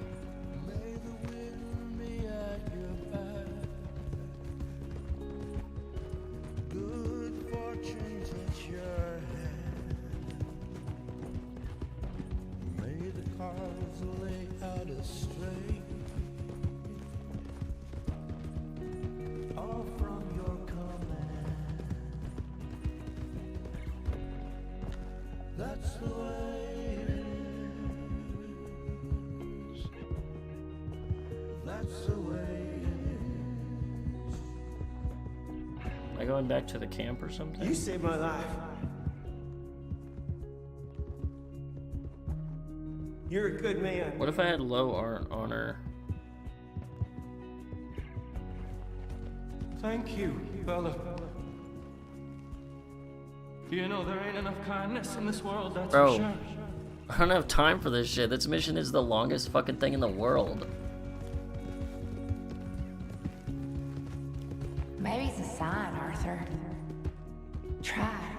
Get out of my horse's Try to do face. the good thing. Bro, please.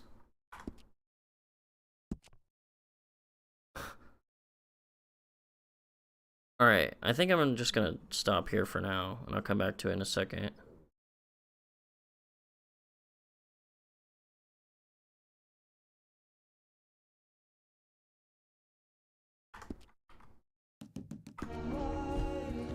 I know this is one of the last missions, but I don't have time for this shit. I have other shit to do for a bit. Are we maybe almost to camp? This kind of looks like where camp is. Yeah, okay, okay. Let's see what happens.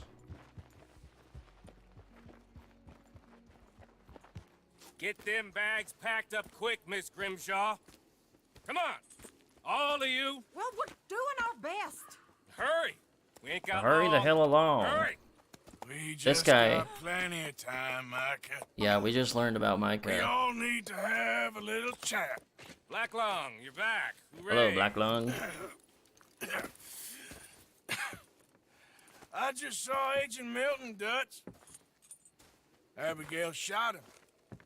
She's okay. Not that you care too much about that. You rats. All of you. Yep. Seems old Micah was pretty close with Milton. What the hell are you talking about, cowpoke? You talked. That's a goddamn lie. Dutch. Dutch, think of the future. Milton told me. And you believe him, Black Lung? You believe him? It all makes sense now. No, it damn well doesn't.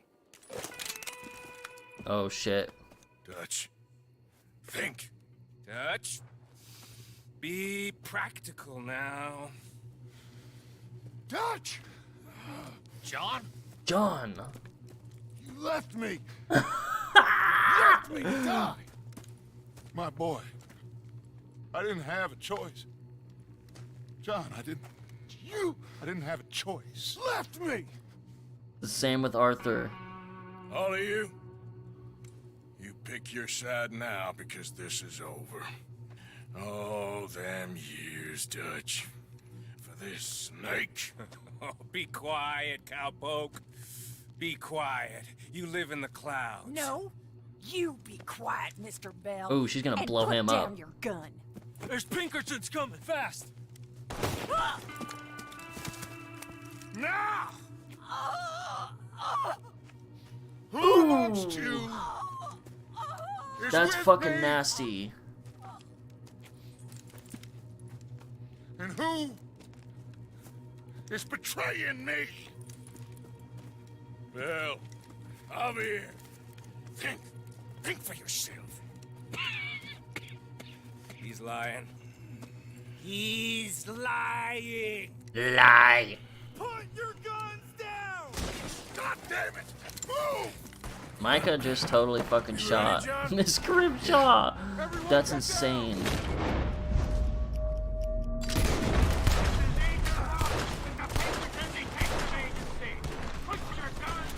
Hell no.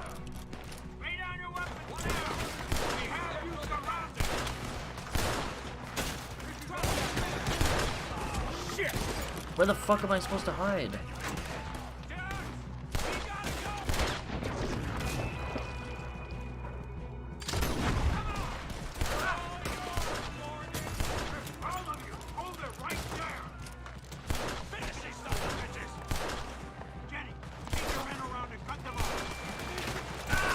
The others have run for it! It's just us anyway, John! Get after them and find all of you! How many of these guys do I have to shoot? Get the fucking horse out of my way, please. I can't see a damn thing, buddy. It's so fucking dark. Hold up. Yo, molly that shit. I learned this in Counter-Strike. Throw the damn thing! Oh, I got my... I'm so happy I have that. We need to go! Well, shit! Gonna kill you one way or another, asshole. So where the fuck are we going, John? I see him! Over here! Keep going! Go where? You're going the wrong fucking way. Just up ahead! Bastards! Seems that's what they do now! Hey! Where the hell? We gotta move! I know, dude. You went all the way the fuck around for some reason. Move it! Come on! I am. Holy shit, I can't fucking see.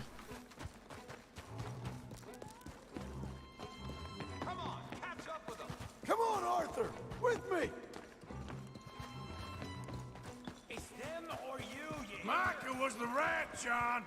Milton told me! We should have killed him months ago! Let's go, Arthur, push! Oh yeah. You're a fight you can't win, asshole. That did not help at all. Are you all right, Arthur? I'm with you. Keep going. Stay with me, Arthur. Throw it. What about the money? We'll have to come back.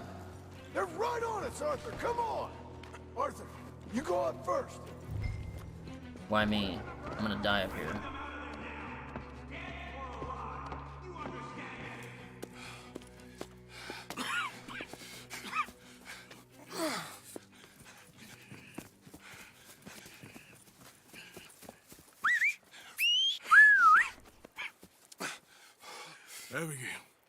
Abigail's safe. So's Jack. Where are they? It was Sadie at Copperhead Landing. Thank you, brother. I want you to not look back. Like I said.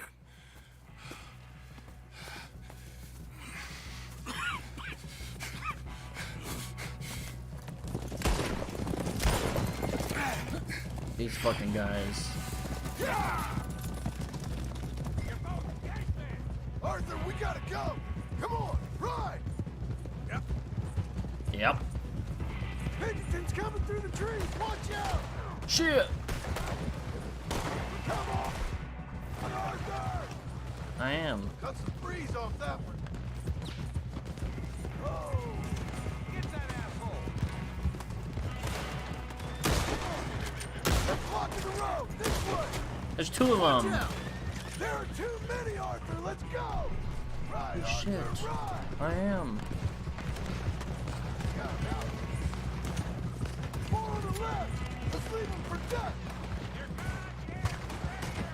Yeah, they're right behind us. Shit! They're everywhere! This way! Bro, can you run? What's wrong with my fucking horse? Oh. Did they kill my horse? No, no, no. They shot my horse.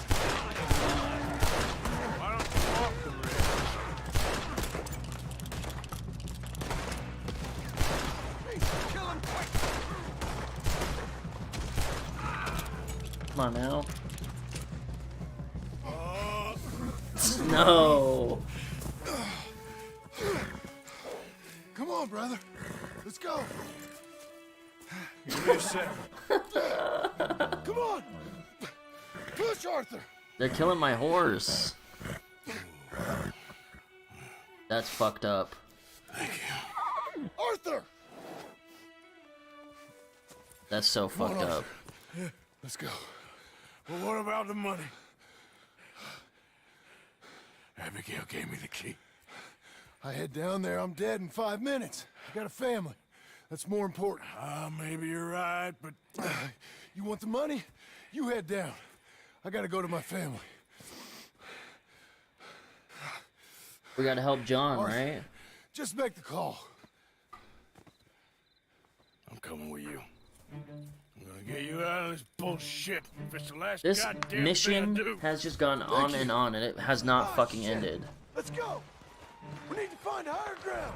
Don't worry about Shit. that. They'll just be going back for the money. We All I got is my need to revolvers. Get the hell out of here.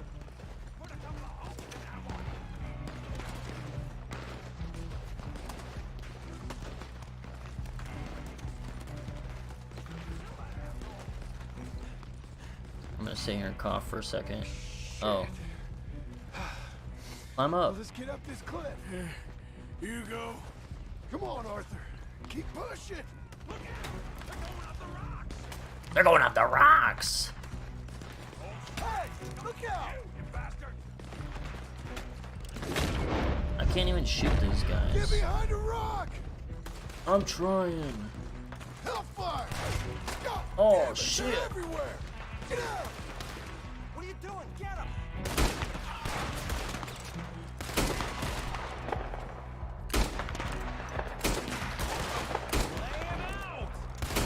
Let's go. Bro, I cannot do this shit.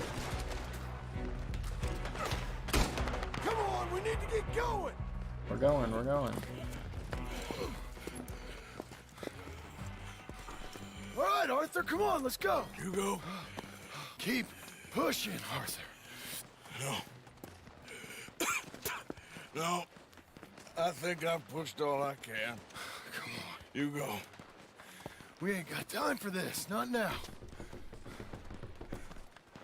We ain't both gonna make it. Go. Now. I'll hold them off. Shoot a bunch of guys and then die. That's what I'm doing. Oh, there's the hat. It would mean a lot to me. Please. Ain't no more time for talk. Go. Arthur, go to your family. Arthur, get the hell out of here and be a goddamn man. Be a man. You're my brother. I know. I know.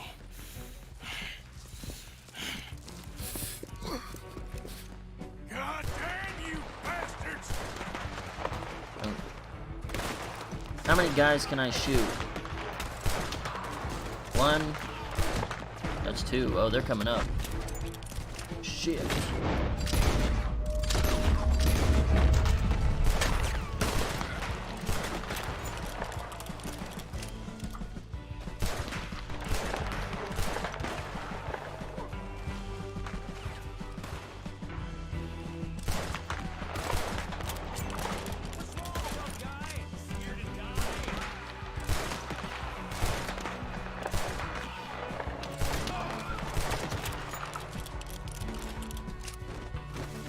Whoa! This is Micah. Survivor, Black Lung! Survivor! That's all there is! Living and dying!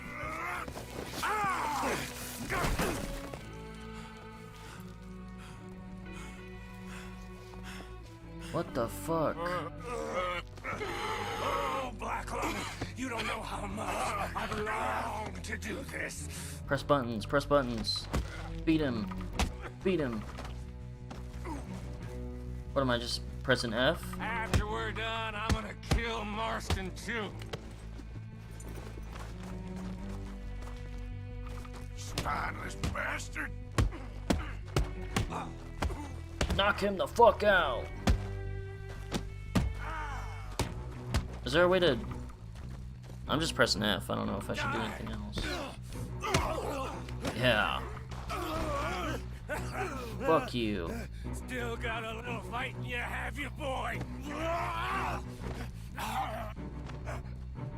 Alright, what button am I actually gonna press? F.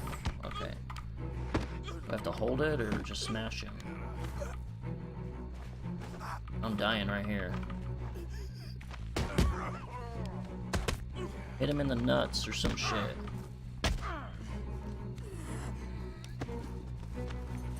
Fuck this guy. You lost.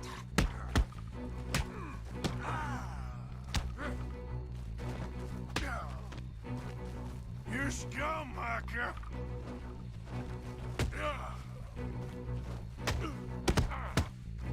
Beat the shit out of him. I don't know if there's any other buttons for fighting. Oh, this is like a dodge thing. Can't even kill a dying man. Oh. Ow. Block, block, block. Block. Block. Block. Oh, break free. Get me out. There we go. All there is. Winning and losing. Shoot him. Oh,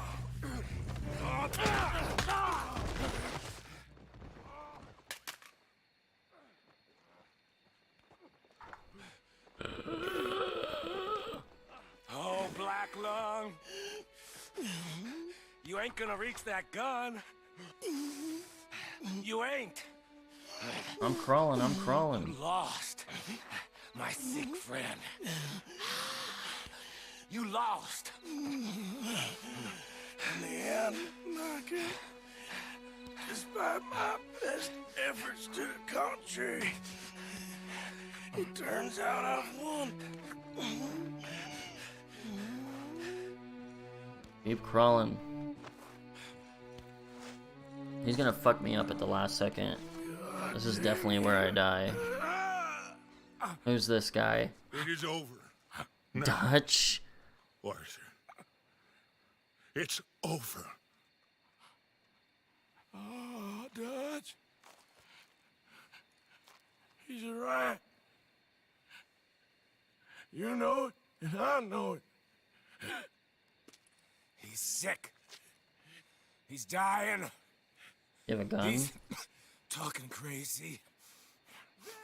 Up there on the ridge! I gave you all I had. I did.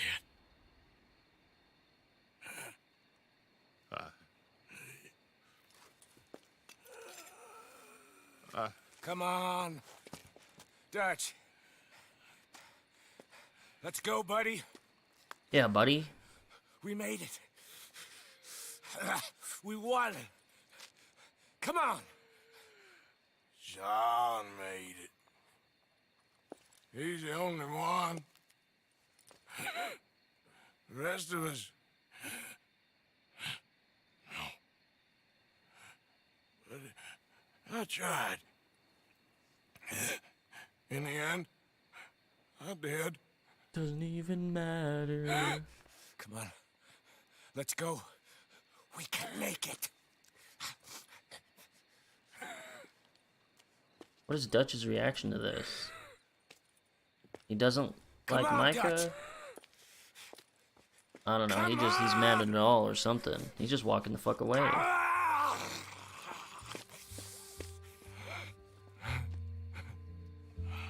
Here's the great ending scene. Hang out on that rock and die.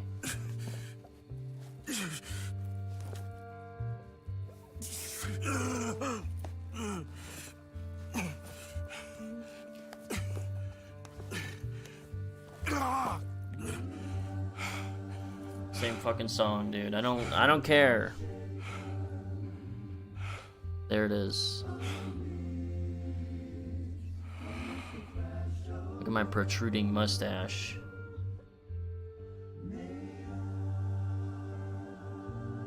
Incredible.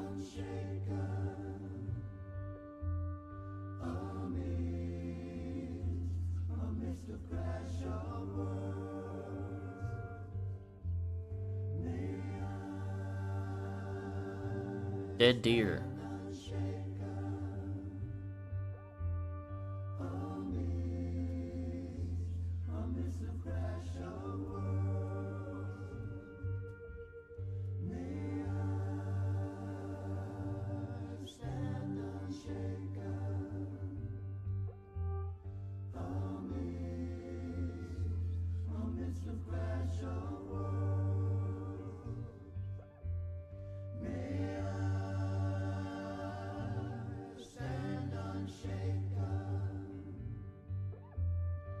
Wow. Now how does it continue? Because we play as John or something, right?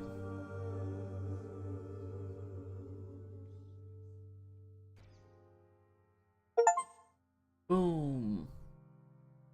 Some years later.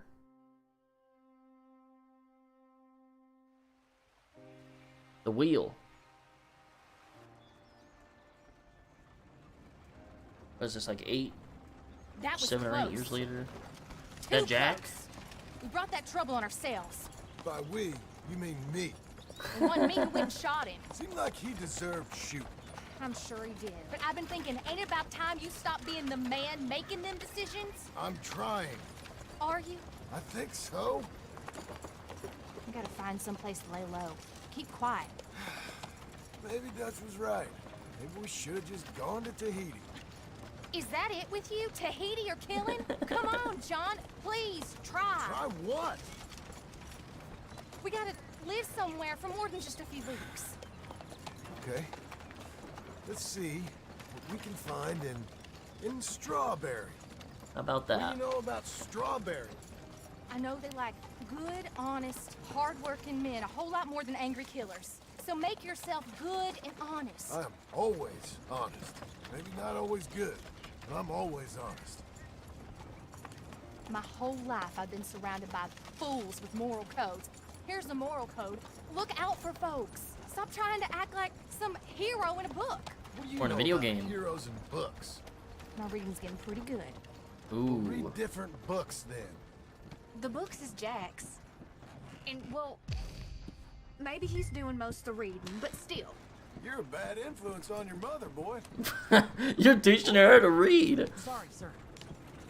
What was that? It's pretty when you take your time, ain't it? I said you're a bad influence. On your mother. With your books. Which books was that?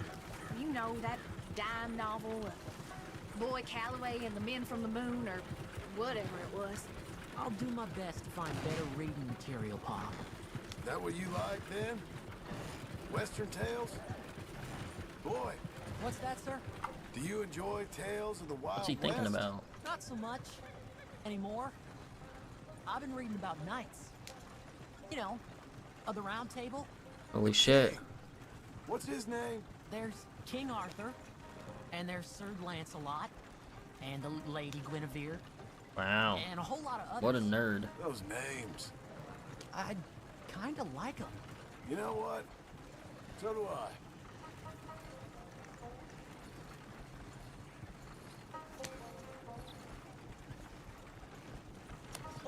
I don't want to go too fast, but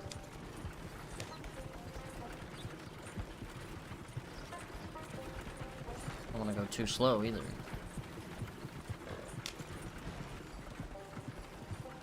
What is Strawberry gonna look like? They're gonna have more buildings, right? I bet that sign says strawberry, don't it? I got a good feeling about this place. Been a long time.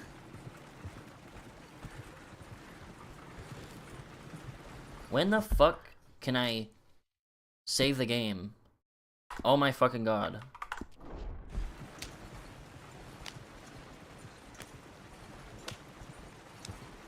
Well, howdy ho, folks.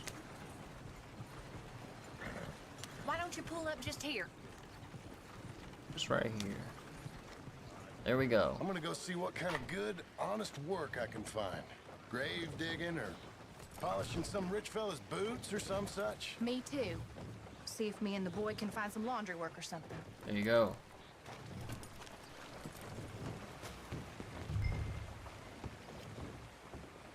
Hey, partner. Mister. Mister.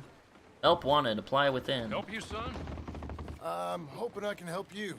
I saw the help wanted sign outside. Sure, but you're a bit old to be stacking groceries and running errands, ain't you, son? Well, I ain't too proud to do nothing.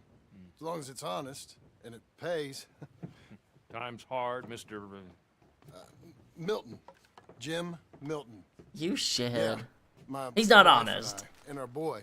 We was robbed a few days ago. Lucky to get out with our lives, we was. Now, well, we need money. Yeah, there's bad folk out there.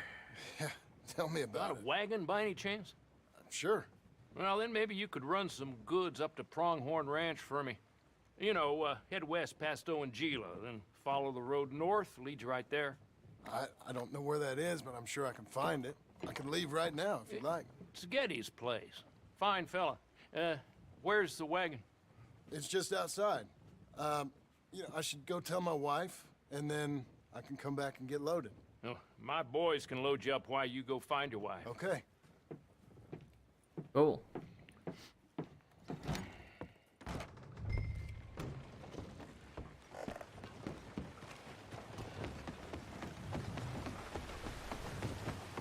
Why do you have to lie about his name? Jim Milton. Thank you, Doctor. Hey, how you getting on? I found some work. Me too. Just walked in and got Delivering some. goods out to some ranch. Cleaning a doctor's surgery. Fine living. It is, John. Oh, it is. This is the way to it. I'll take your word on that. It took him like 5 minutes to set that up. I'll stay here. Get on with the work. You deliver them goods and then collect me. Okay. Collect And her. John, I love you. Don't you Oh, forget nice. that. Not ever now. I won't. Don't touch me, Mom.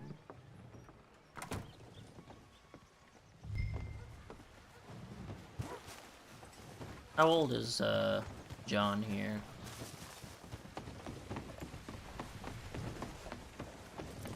Well, shit. Pretty good, Milton. Milton. Now, you ride slow now. Yetis don't want his goods damaged. Of course. Cool.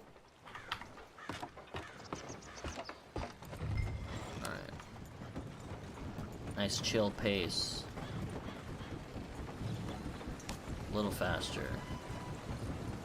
Is this too slow?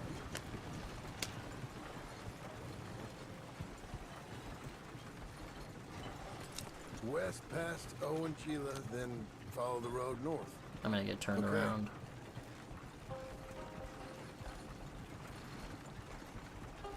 Kick it up a little bit. Come on now.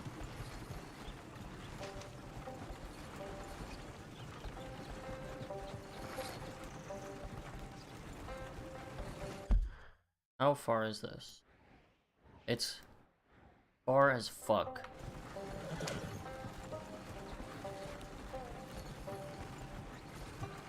Can't we just have highways? Oh, this is too fast. This is too fast. This is too fast. I'm abusing my horse.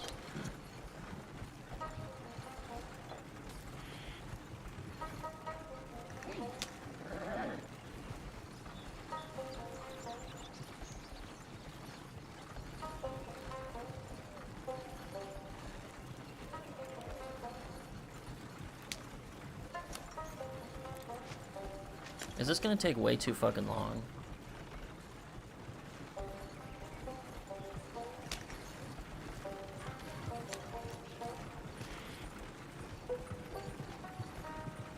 Alright, this is pretty good.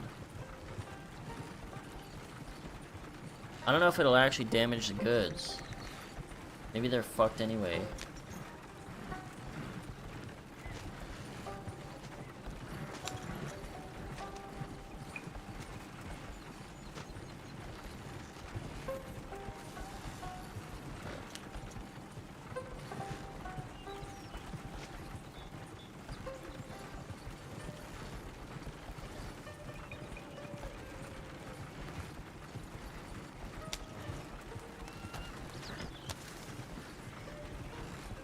Owen Chila.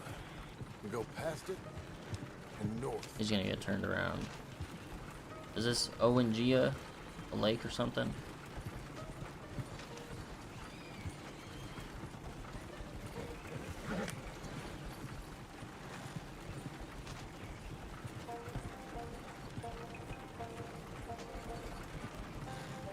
This is west.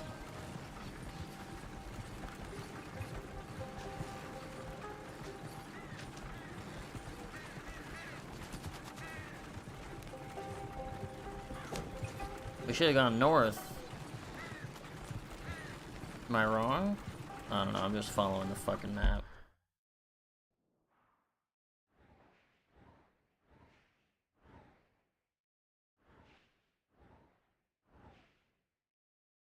Well, I guess we're kind of going past it and then north. That would have been north too, though.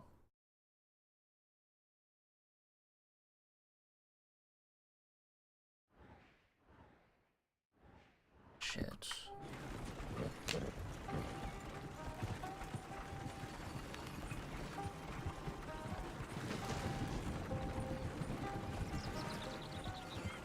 I feel like it totally might be the other way. Should have pulled out my map and asked him.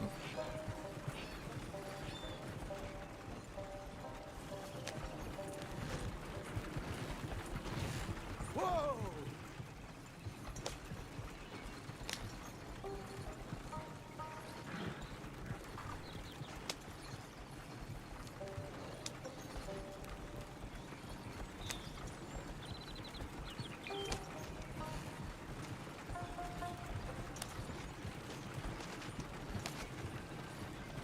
We're almost there, right? Just gotta go up here.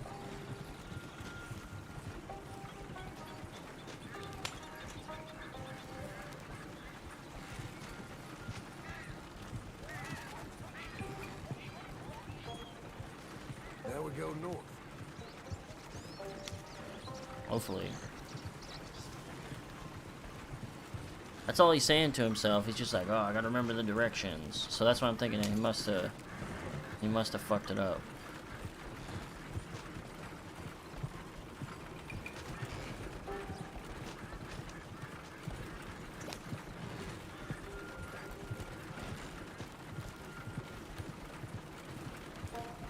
hey, easy.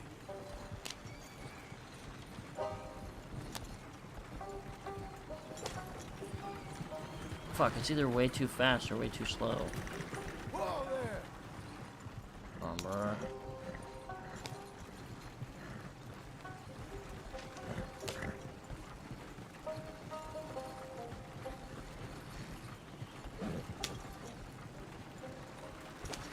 I feel like maybe we should just fucking go and get there. I'm trying to do a good job, because this is good for John. But I don't know, the game is what it is. Maybe it'll just get fucked up anyway. Oh no! I killed a bird or some shit. This must be it. Well, shit.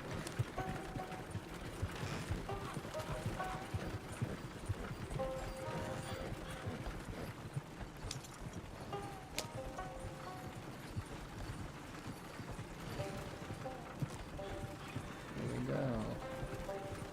Hello, sir.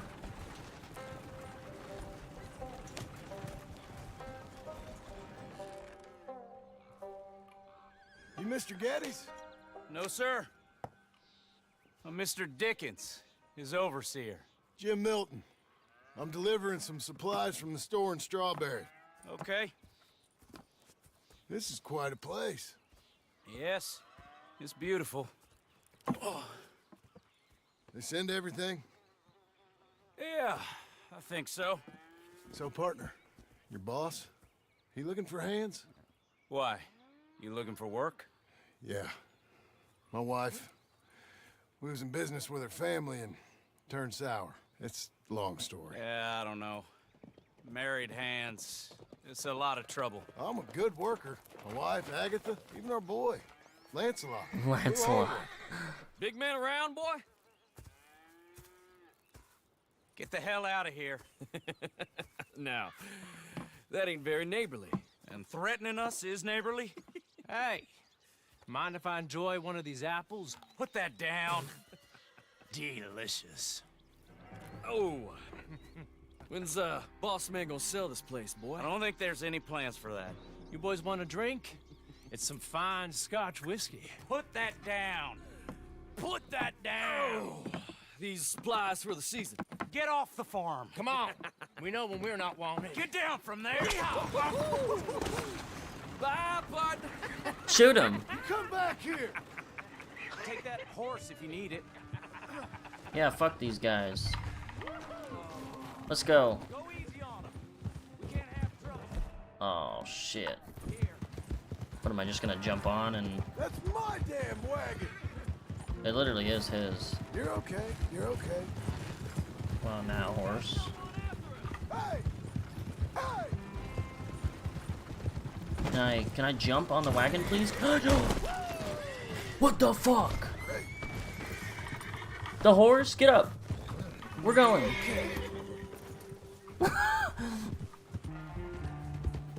What the fuck? They're just going in a circle. You ain't getting away with that. Hey! This is your last chance to come out of this breathing.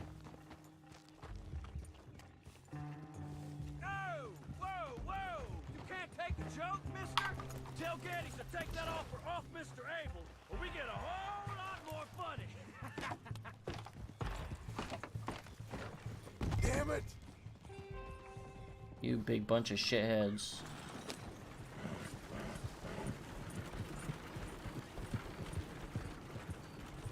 They kind of just backed off super easy.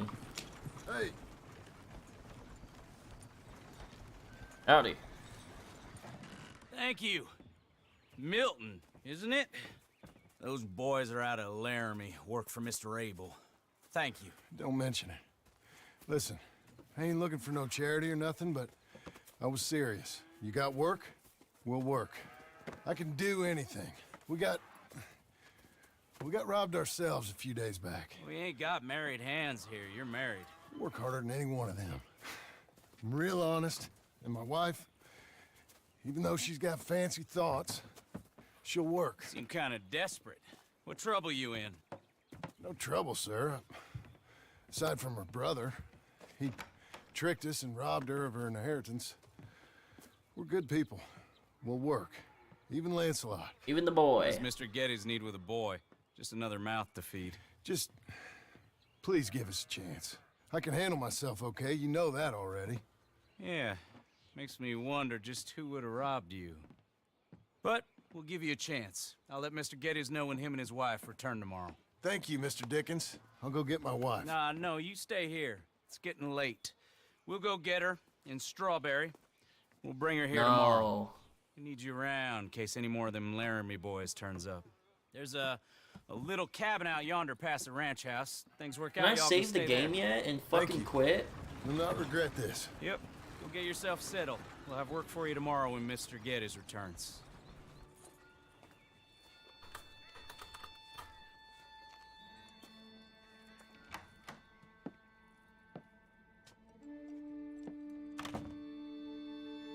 Are we done here?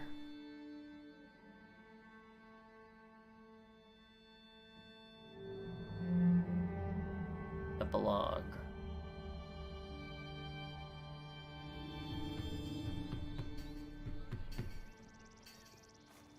Let me be free for now, please. Just thank God. Woo! Save the game. Holy shit.